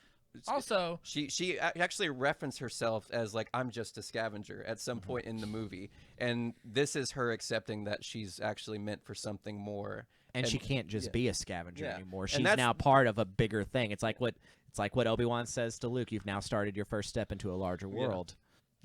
don't point at me. No, I'll give you. So the thing that we have to remember, like, he fights Finn. Yeah. If This anyone- is also Finn's like And big Finn moment killed to his prove dad. himself. And Finn like tags him too. Like, he gets a couple hits in on him. Yeah. And like anyone Finn who's been, gets mortally wounded essentially. Anyone He almost who- gets cut in half. anyone who's watched like MMA, Mm. watch the beginning of the first round, right? And then watch like the third round. They're Look tired. how tired Yeah. they are. Like and Kylo Ren handily demolishes like a seasoned soldier. Essentially, that's what Finn is. Right. And then Well, he you fights. He also gets that great guy, the other great meme of Traitor. a traitor. Yeah, it's good. Traitor. Yeah. And it's like he recognizes him. Yeah. That means he's like, you were in basic with me, fucker. That's a great fight. And, Yeah. and don't forget either, Kylo Ren's taking Rey to task too the entire first two thirds of the fight, and it's not until she's like, okay, I need to like, I mirror this scene of like Rey closing her eyes with the Force with like the scene of Luke in the helmet, and he's just like, with the blast shields down, I can't see a thing. But like when he lets the Force in, he's able to do things that he wouldn't normally be able to do. Right. And this is what Rey's doing essentially. And so like I don't know. I just don't see what everyone's problem with that kind of thing is. And to that point, I can like, tell you what it is exactly. Well- Going back to 2015, what they wanted to happen is Kylo Ren wins, Luke shows up with a lightsaber, and they want to see So like they boring. want to see that would be so ridiculous if like the shuttle Tidarian just landed on Starkiller and it's like Luke Skywalker here, baby, and his music plays and he just green lightsaber. Yeah. They want this is why fans don't write scripts, because I say that, you know, knowing that we're fans and that we write the scripts in our heads or whatever. a lot. But like, yeah, but that comes because you watch. I ain't The more printing 'em. the more movies you watch, the better you get at like recognizing screenwriting yeah, or whatever. you but like, could write anyone can write a Star Wars. I mean, Yeah. it's not that but hard. fans don't always know what they want. No. Fans don't always know they need a red wedding to happen to make something happen. Sometimes Because chaos things like needs to that happen. make fans. Yeah. Dramatic, subversive moments make fans. right. Luke, no, I am your father Yeah. is divisive. No one saw that coming. It made the series legendary. You know, like risks cause reward. That reward is people saying this is higher than your substandard genre crap. Yeah, people wanted, like, in The Last Jedi, I heard someone like, how cool would it have been if Luke Skywalker showed up and he, like, pulled a Star Destroyer out of the sky? I'd be like, that'd be so dumb. It'd be cool, It's but like it'd what be we dumb. got. It's like what we got in the prequels. Wouldn't it be cool if Yoda just did flipping around and like? Yeah, that's what everyone's waiting But for. that's more understandable because he's a tiny creature Right. with incredible power, as opposed to pulling something so big it loses all sense of like, what can the Force? If they can do that, can it move a planet? Can it move a Death Star? When you start opening those doors, When you don't have make problem limits. questions happen that Yeah. don't make sense. Limits are important. Yes. Because if you are unlimited, you get You something. kill Mace Windu. Yeah. Unlimited power. But to be fair, that was also Anakin's fault. He tag teamed on that one. I remember reading like fans talking about that fight of Emperor versus Mace Windu, entertaining in its own weird way. Mm-hmm. Yeah. But they were like, rumor has it they were fighting so fast they were moving in and out of existence. And I was like, this Yeah, is when you look why at the lore Star behind it. Wars fans don't write scripts Oh, I would love to be one of the guards because coming it would just be a law again, the law of diminishing returns. Goku goes Super Saiyan and beats Frieza. It's amazing. When he goes Super Saiyan 5 in GT, it's nothing because it keeps you can't keep That's why the Spirit raising Bomb the is stakes. so awesome. I must because the I must Spirit Bomb admit is though great. that the super heavy hardcore lore breakdowns of like the Revenge of the Sith, like that fight, it's a guilty pleasure of mine for sure. I find it so interesting. I do too. I mean, it's Like, such a big moment. Mace Windu is using Vapad, and that's why he's the only one that can fight against. Their fighting styles and Yeah. stuff, yeah. Yeah. But, and that's why I think the one where he fights Yoda is almost more entertaining because Yoda is defensive in a way. Mhm. Like he kills enemies when he has to, but like when the Emperor uses the lightning, he just- turns them into like balls and like turns them against him. And I was like, that's the difference, Yeah. isn't it? Because that makes sense because he's a small target. Defense is important unless someone picks him up and throws him like It's Gimli like at the Ip somebody. Man philosophy. Of Also, we get the Duel of the Fates music again. Oh, They yeah. bring it back from Phantom Menace. Which is smart because that's a great piece of. Yeah. Aside from a couple of other John Williams moments in this series, I think Kylo Ren's theme is the most memorable. It's the 'cause only one I remember yeah. immediately. March of the Resistance is big for me. March It's of the okay. Resistance. The prequels, Ray's theme. the prequels might have Some of the best The music best in music. the series. Yeah. even that opera house music. Yeah. I It's think just Revenge like of the throat Sith might be singers. the best. Yeah, Anakin's Dark Deeds. Yeah. is number That's one good. for me. yeah. I remember. Dark deeds done dirt cheap. Yeah, and I remember. I remember when I watched the fight, there was a weird thing where between Kylo Ren and Rey, where I didn't like it the first time I saw it. There's a weird thing that rubbed me the wrong way, and now looking back on it 4 or 5 years later, it's just sort of dissolved. I don't have any problems with it. Mm-hmm. I have huge problems with the third one, but I feel like it works because there's so many ways I remember you said this to me one time. There's so many ways this could have gone. So many crazy things they could have done, or so many ways they could have just like shit on the prequels and poked fun at George Lucas. There's so many things that they could have taken it in ridiculous ways, and they don't. Yeah, And they keep it pretty straight and narrow. And I kind of appreciate that. Yeah. Mhm. That's what keeps the movie so light and enjoyable. Is it's not, even though it's under that aforementioned shadow of its predecessors, it also is getting above it. It's also flying above those clouds and being like, we're being light and airy, and we've got all kinds of adventures to come because this fresh crew are going through the gauntlets that heroes have to go through and bad guys have to go through to become who they are. There are a couple of passive aggressive shots at the prequels in there. Though, like one of the first lines in the movie, "This will begin to make things right," is absolutely just like, we know you hated the other ones, please. and then there's I didn't really read it that way. and then there's like I think there's like a First Order moment where like maybe we should go back to using clones. using I just clone- felt that was him talking Yeah. about talking shit about how the First Order's stormtroopers are not as obedient. Yeah. Yeah. I don't know. You guys have any little moments you want to talk, like favorite little things before we wrap it up? Well, we'll talk. I mean, there are a couple of characters in here that that had come up more in the later ones. Obviously, Captain Phasma. Unkar Plot. Yeah, Unkar Plot. Simon Pegg in a prosthetic. Yeah. He's Which is behind weird. it all. He even had a weird coming to terms with the movies because he used to say some pretty kind of mean things about if you like the prequels, you're an idiot and you don't like anything good. And now he was like, I have contributed to toxic fandom in a way, and I'd like to not do that anymore. When you That was become kinda like when you become Bill a nerd. Burr. Like he shitted on Star Wars Yeah. nerds, and then he's in He's Star Wars now. No, I But he guess also has one of the best it's one of my favorite episodes of that. one of the best lines coming back at what is I'm not a stormtrooper, Is that asshole! Stormtrooper? And he's also like, yeah, he was like a Gungan. Will you What Gungan under you there? look like a Gungan under there? And I'm like, that's good. I was expecting a lady from his podcast or whatever. Oh, look, it's a lady. Oh Jesus! Oh Jesus! Nia comes on and starts giving him crap for his stuff. Oh, it's you. Yeah. But no, I felt like I don't know why I brought the Simon Pegg thing up. I just felt like even someone that we like to think of as smart and intelligent as Simon Pegg has these blind spots around Star Wars, and we have to be vigilant about them, I guess. Ever vigilant. Now imagine Joey Diaz just shows up in a Star Wars. Let me tell you something. Anyway,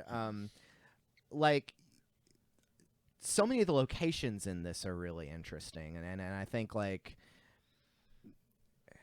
trying to get to this because you get to see the planet fall apart around it and destroy itself and all that and Also, I watched the behind this. You're talking about the Starkiller when base. Starkiller finally goes down, it's like, well, that's pretty. That whole lightsaber fight is on a set. It's on. They built a forest. I watched the behind the scenes feature and it was fascinating. Wow, it looks like they just shot in Sweden. Yeah, they built it's all fake. The trees are fake. The snow is fake. They built it on a Wow, big set. it looks really good. And they painted trees on the on the walls. On Oh, the they did a edges matte of the painting sets actually. Wow, and they stuff. didn't So, use green it's- screen. And they have and because of that they were able to get this. It looks great. It looks so, the Even the lighting and the way it's color That was graded. a big point of that Force Awakens. It was a purposeful return to form of we're using real props and we're not using all green screen. Yeah, for the most as part. opposed to that Rick whatever his name, Rick McCollum. He's like, Yeah, Rick it's McCollum so sold it. it's like it's so dense. Yeah. One of the greatest. It's so dense. it's Every literally shot- everything Ewan McGregor's looking at is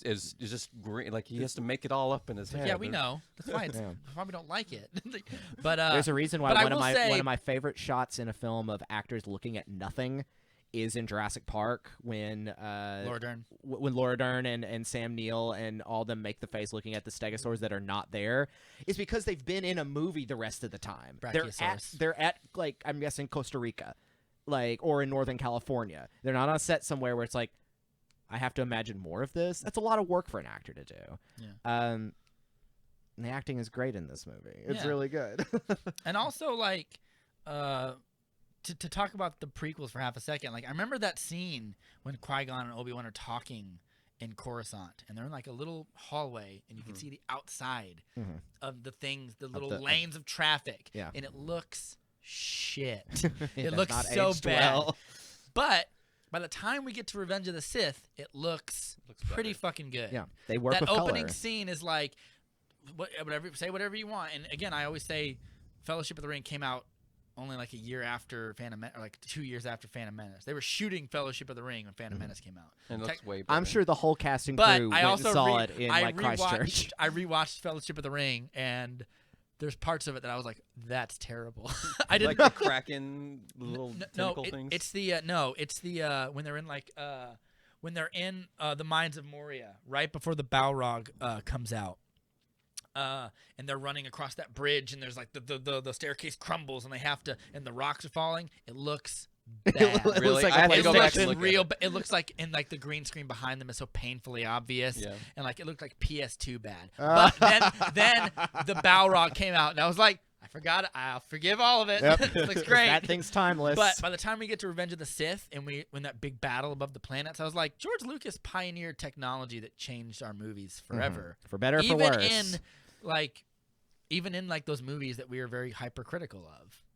And in a way, I'm hypercritical of these new movies, but just in a different way. Also because I think I got better at watching movies. I think most people have grown from just being super critical for no reason on the prequels. Like we're still like sober in like our analysis of it, but like I think we're a lot softer. Well, I think on it some than we people used are. to. the accessibility, and we were going to talk about this at one point, the accessibility of people to now have the language for criticism. Yeah. It used to be like, oh no, you know, it was Gene Siskel and Roger Ebert or Richard Roper or all the people who are on. Are you talking about our critics relevant thing we were going to do? Yeah. Yes. And it's like now we have the tools and the language to be film insiders. It used to be something that only was not available to us. But, you know, the influence of, as we joke a lot, red letter media cannot be understated. Like, that was a groundbreaking moment for... Yeah, or your Jeremy Joneses or any of those You people. can see the reflection of like red letter media and almost all modern like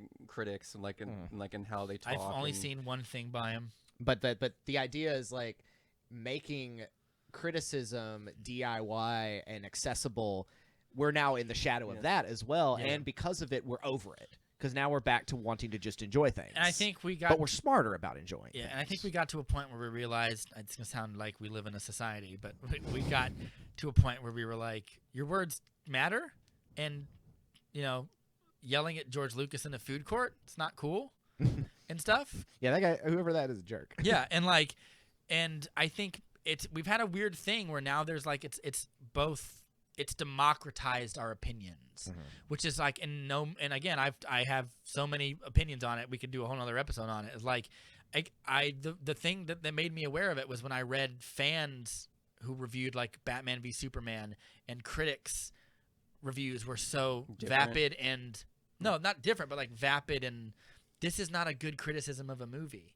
It's just like you insulted the movie for like 100 words.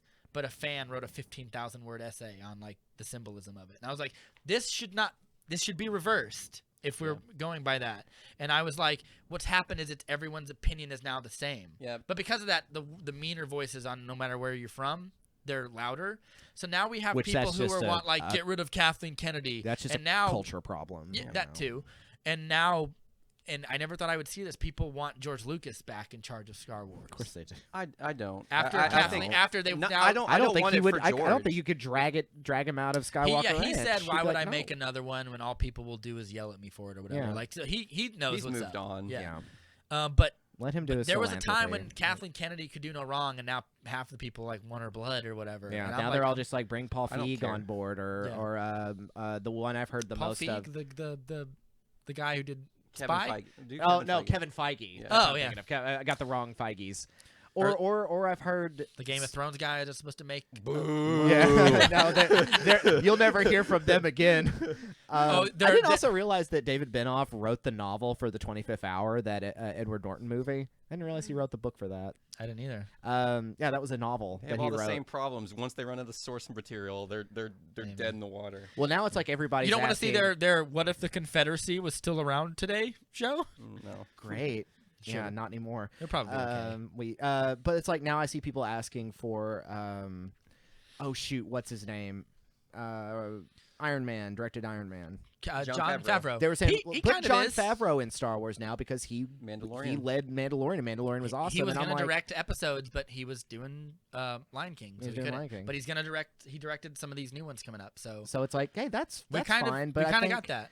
I think like again, with people passing on the torch of being able to do criticism, I know we're running long. It's all right. Is also people I have edits I have to make. Too. are irresponsible with their criticism. So they'll hop on people names they recognize and be like, "Yeah, Kathleen Kennedy," and they're like, "But you don't know the nuances of production. Yeah. You don't know the nuances of how a movie gets made. Yeah. You're just latching on to slinging mud is a gross pastime that we got to get away from. So the democratization of criticism, like you said, also has its downfalls because you get idiots from both critics and fans. Yeah. The number of people that said Zack Snyder is a fascist who makes movies for fascists. I was like, is that's a bad take. That's a terrible thing to say. Yeah. Especially for a guy who made a superhero movie he didn't fucking like. He grows as a person. I'll say, I'm like, there are parts of 300 I find a little it's the Frank Miller dated. thing. Yeah, they're a little dated, but he's grown as a person, and his work speaks for itself. itself. And the people who are like Kathleen Kennedy just wants to make all our Star Wars movies social justice, female-led. Again, blah, blah. she's like, the George Soros for nerds. And I'm like, first of all, like, if you don't like it, you can not like a female character. I did a whole segment on what is this, a news show? I did a whole episode thing when Zach was on about how female characters that I don't like, and I think what the word I came to was grit. I don't like Black Widow as a character because I feel like, and this can sound mean, she never gets punched in the face. And after a while, you can't do a sexy leg twist ninja move on Thanos and not get like punched in the face. Right. But getting punched in the face is also like a risk that they're just not willing to take. Yeah, because they'll be like, "You don't like women." I was like, "Of course, she's fighting the most ruthless man in the world. He can't also She's be also a a person, or whatever." like, and how you it takes a good balance of understanding. Yeah. Because it's just. And I got to the point of like, there are female characters that I do love was like Atomic Blonde. Mhm. It's all grit. And like they can be badasses, but I don't want to watch. I don't like watching movies about invincible like hitmen. Like John Wick is a weird exception to me, but Because Wick it's style. also, but he also Yeah. gets the shit kicked out of him Right. plenty of times. It's a stylistic And like thing. just the same way, I don't want to watch a movie about a guy who's just invincible, like Yeah. on cheat codes. I don't want that for women either, because it's boring and It's- women it's should get better boring. content. Right. And like Tomb Raider has a great scene where Alicia Vikander kills a guy. And they have a brutal fight in the mud, and she like strangles him to death. And then she cries after it because he almost killed her, and he's stronger than her, and he throws her around like a rag doll. But because she's got the skills, she just discombobulates him. She doesn't But want to, but she's making. But it. She'll have afterwards, to do it. she's like shook, Mhm. and like I was like, I really liked that, and it made that mediocre movie just a little bit better. And the same thing for like, I haven't seen The Old Guard. I hear The Old Guard is supposed to be I'm gonna check good. that out soon. But and that's another thing where like you can not like female characters for that, but you can't say like the new Ghostbusters movies is garbage because it's a feminist plot to put SJWs. I'm in an charge of adult all that. virgin. Huh? It's a vine. It's an old vine. Oh, sorry. Remember those? Yeah. But Again, they also lack the understanding of what like feminist criticism is. Yeah. Because I bet a lot of things they like have feminist criticism in it, and they just don't think about it because what They Star don't think Wars, about it. particularly in the fandom blight on Star Wars and film Canto blight. democratization, what film democratization criticism has done is like it's made me respect good arguments better, Yeah. for sure. So when I read someone who even disagrees with me on like movies that I like, if it's a great argument and it's really well thought out and there's like they go through the bullet points, I'm like, I can hang with that.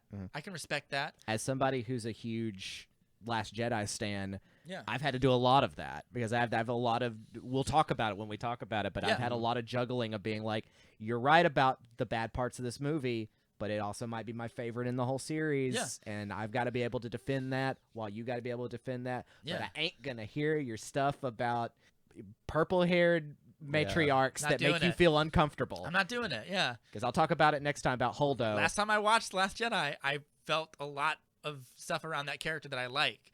I like, and I get the criticism is there is a weird criticism in there when people are like, oh, she's a mom character who's just disciplining her stupid man boys, like you're dangerous and reckless. But that's the thing that Leia does too. Yeah. She tells him you're an idiot, and if we let you in charge of this thing, we'd all already be dead. it makes one of the things I think about this movie about Poe is like, do you necessarily need Poe to be a main character? He already is established in himself. He doesn't really need to grow. what Johnson did to make him grow was great. was interesting. I'm like, oh, you can make him grow and make him important. Yeah, you give him the because the burden of leadership. Because when Abrams lets all that go in Jedi or in Skywalker, he doesn't mean anything. So he doesn't need to go on these adventures anymore because his character has reached its logical conclusion. Well, you would think that, but you they're would like, think no, that. we got a light speed jump. Yeah, because he's less Han Solo in Force Awakens than he is Wedge Antilles. He's a career soldier. He doesn't need to grow because he's the guy who knows everything. Yeah. In fact, if he did die at the end, that would be pretty interesting because, like, aside from the fact that Oscar Isaac plays him, and Oscar Isaac, like I said, is a charm magnet, and you want to watch him be in everything, you're just kind of like, I want to see that new Dune movie he's in. Which is why he's the obvious choice to play the giant blue man in X-Men Apocalypse. I have a hot take on that movie. I've never seen it. I've never seen it. It's not good. It's better than a lot of them. So there's I think it's all right. There's some cool stuff in it, but it's Can't be better than Days of also Future Bryan Past, that's Singer why I'm might not be gonna watch it. Bryan Singer might be a gross sexual abuser. indeed he is. Yeah. So I'm also like, I have it downstairs before all that news came out. I haven't watched it since, but I'm like, there's some stuff in it that I like. There's a really cool Quicksilver scene in it again. Well, I mean, It's, like you said about Days of Future Past, mwah, so much fun. He says this. He does it's the sweet dreams are made of these. He Yeah, does the it. He Eurythmics. rescues everybody from the what's it called? I don't give a fuck about the X-Men movies. Of all the superhero brands, like they're the one I'm least invested in. But like, it goes DC, Marvel, everyone else for me. But yeah, he saves everyone from the X Mansion, and it's really good. But it's followed by a really like terrible, sad thing where Havoc dies from First Class. Cyclops' brother. Yeah. He's the older brother. Yeah, and he tries to pull a fast one on Apocalypse, and he just gets like nuked. And Evan Peters straight up just like forgets to save him, basically, because he was too close to the explosion or whatever. And I was like, that's just why is that in there? But anyway, I don't have anything else to say about Star Wars. Or I do, but we'll save it for the We'll next say episode. that. Any last thoughts right now, Ryan, as we leave the wonderful Play-Doh land of adventure. It's Force Awakens. We're is leaving like, fun approachability for dark consequences for the the next dark one. consequences both in story and in criticism. Because right now we're leaving a kid's table full of Play-Dohs and Lego where all is imagination and who Yes. knows what's to come, and Dad's coming in to clean it up. I think that's the perfect way to sum it up. Really, I agree. like this is the happy time, and just like Before the dark times. yeah, Before this the is fandom. rediscovering like your Pokemon cards, like when you're just coming back home to visit, but then you forgot to put them up, and that this is also your dad's new exercising room or whatever after you moved out. Your Charizard got shredded or whatever. No.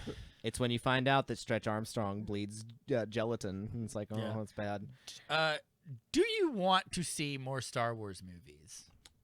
Do I want to see more of these characters? Yeah. I think Because that's one thing I mean, I like, think to say is I like all these people. I crave more of the Star Wars universe, evidenced by how much I enjoyed The Mandalorian. I mean, like, yes, everyone wants the spin-offs because you can. You can do whatever You you can want. do I it want in its own thing. Do I want more grand scale? You are the chosen one, meant for great things with a lightsaber. I don't think so.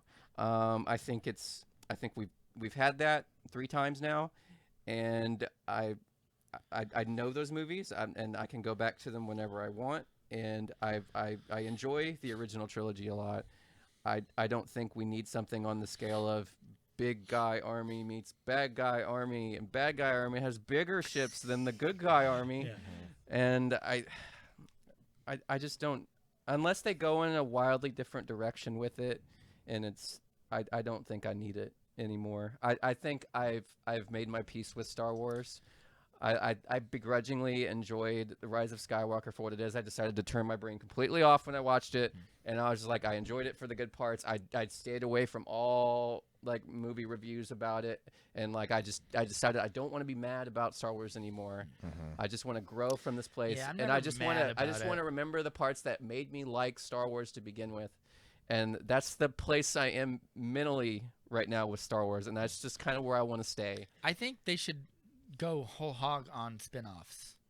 a little harder. I think I want a Whether they're Netflix series or movies. I want a Netflix series or a Disney Plus Disney series Plus on series at young this point. Sheev Yeah, Palpatine. you said this. Yes. want- I've seen concept art of James Franco being a young Sheev, and Oh I my want gosh, it. what a interesting. Yeah. Well, don't it's know. like they just dropped the. But then make Norman Osborn, whatever. I'm blanking on his name. William Make William Dafoe Darth Plagueis. Oh my god. Do you have a? Give him that lighthouse accent where he's just talking like a sea pirate. Do you have a spinoff you'd want to see quickly? Well, talking about that real quick, it kind of reminds me not Stephanie Meyer. Susan Collins just dropped the prequel to the Hunger Games movies about a young President Snow. Yeah. The Ballad of Songbirds and I Snakes. want to read that. And it's about him like as yeah, a they're 20. making a movie, aren't they? I don't know if they're making a movie, but it's about him as like an idealistic 20-something politician on the rise, and it's like what happens to him that turns him into this evil old man. So that's like you could kind of do something about that. What I would want is Keep in mind, we're already getting Mandalorian and Obi-Wan. At Right. Some point. Hello there. Hello there.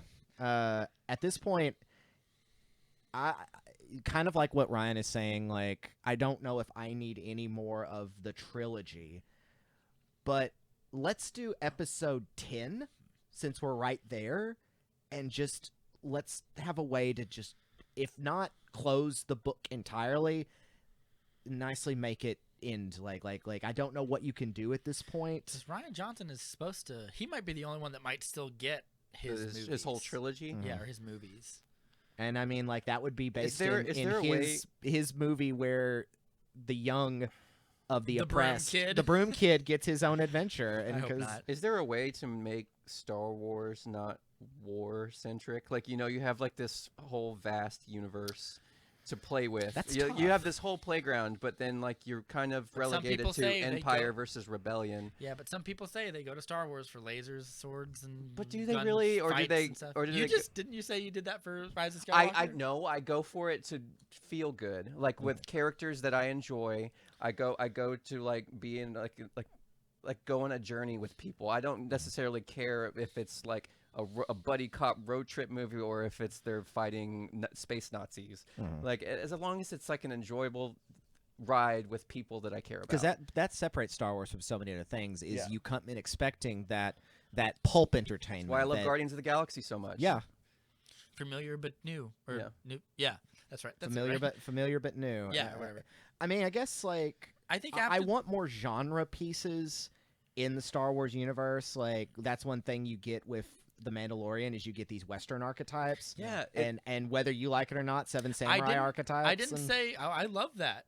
There was a great because the running joke is everything goes back to Zack Snyder on this podcast. A great April Fool's joke was he was gonna do a Seven Samurai spin-off in Star Wars. And I was like, I would watch the I would fuck still watch out of that. That would be great. but But, like, I want more. Like you said, you have a universe that's endless, and like, but it's always the same ice planet, desert planet, forest planet. Like well, there's it's- only so many, only so many elements. Magic the Gathering only has like 5 different playing cards. I mean, unless you go into like That was- interstellar like cube world. No, I liked the fact that the Mandalorian The felt Savannah planet. Yeah, I liked the fact that the Mandalorian felt kind of compartmentalized in genre. I didn't like how cheap it felt sometimes I was because kind it's of okay always with remember that. I like that the analog thing that I feel. always said was like, you know, when we first meet him on the ice planet, it's like ice everywhere in a small town, and Navarro is a lava planet with a small town, and the Bill Burr episode is endless space with a little space port Prison. with like Yeah. 5 people in it. I want to feel the expansive universe that is Star Wars. Let's go to Coruscant. Let's go to a city where it's slimy and gross. Like Like that's, yeah. I've always had this script in my head of my Boba Fett movie, and I'm not going to go into it, but it is on Coruscant, and it's a Josh Trank was hard-boiled gonna do that hard-boiled detective thing on. That'd be cool. Yeah, but it's like you're chasing people on the outsides of like whenever Coruscant has moments between the cities where you're on like the interstates chasing each other, having gunfights on there, and Yeah. like I want to be in that bigger world and just what it's like. Mando has the most potential to go there. So Yes. hopefully they'll do that. I would like to mix it up here from Because you two. compartmentalizing makes it easier because when you have endless possibilities, it's overwhelming as well. Yeah, that too. to mix it up from you two, I would like a little more mythologizing. I would like Go a back little to more the past? answers to, like, I thought a great idea would be you do a Sith Lord, either series or movies or whatever, about like a master Sith Lord and his apprentice and searching for secrets of the dark side. And I thought you could spin that off into maybe at the end the master always has an apprentice, because at the end he kills the apprentice by going into his body, and it sets up not necessarily Darth Plagueis, but the idea of The Palpatine in the end. immortality among the Sith, and how he has to keep doing it faster because it corrupts the body. Because that was like one of my like bingo bets. One of my was like, oh, Palpatine is just a spirit of the Sith that has never ended. That is like, I go by many names: Palpatine, Snoke. But then they said, then it's like, no, it's just Palpatine. Just Palpatine. Yeah, I thought that would be really cool, and it would be a great idea to bring in, like you said it in the Old Republic. You could do cameos from Yoda as they're on the tail of these Sith Lords. Yeah, across a young the galaxy. Yoda. Yeah, Young Yoda. not even necessarily young Yoda, but just like Yoda could be. You know, he's the chief. He's behind the desk. We gotta find these sons of bitches. Give me your badge and your gun. I mean, your lightsaber. Give me your lightsaber and your robes. Yeah, but Put your clothes on. I thought that would be a cool idea, and that's the one thing that we don't know anymore about is like the dark side and like the philosophy behind it. And I'd like. We some were only given. I do think it would be interesting to see something from the dark side perspective, where like evil's a point of view. Anakin, like like they see it from their own lens as to why they're basically building the argument for why Sithness is not just evil. No, it's like passion and like yeah. It's almost this like decadent. It's funny because it's. I want to see why the Jedi are evil. I know as like From a an certain audience point of member, view. yeah, from their point of view, I just want to see that argument unfold, and like just see like Palpatine like walking with like a young Darth Maul and just like look at them like I want something like that, something that allows you to have dialogue and mythology and philosophy and also some cool lightsaber fights, because we need more of those. Yeah, Sifo Dyas involved as like he's a detective kind of on the run, like finding out what's up. Maybe. And then you get and you could set it in the Old Republic and you could keep it vague, so you don't time it at any specific place, so that way fan theories can't run away with it. And that is the tragedy of BioWare's Old Republic. The Knights of the KOTOR is that it's such a great story and it's not canon anymore because it's like but some of those characters have showed up again. I mean, but like we have to wrap up pretty soon here. It's Our my mom's we're- birthday today. All right, All fair right, enough. well, we're Oh, yeah, done, fair man. Yeah. Well, this has been we are on iTunes, by the way, everybody. Every Monday or something like that. Slowly we have but a new surely we're episode. filling that library up. Yep. We are definitely on Podbean. And the free all- Podbean app. YouTube, of course, is where you get our stuff instantly. Yeah. Follow us on Facebook. Like, subscribe on all those places. Ryan, do you have anything you want to plug? Anything? I don't have any plugs right now. That's a shame. We're just glad to have you with Yeah, us. Thank you. Glad to be here. We'll see you next time We'll see you for next the time for continuing TLJ. TLJ. This has been The Movie Date with Rob and Matt, a podcast for people who like movies but don't want to be too smug about it. I have been Rob. I've certainly been Matt. I guess I'm Ryan. Yeah. Still. Fair enough. You guys have a good one. Hey, take it easy. May the force be with you.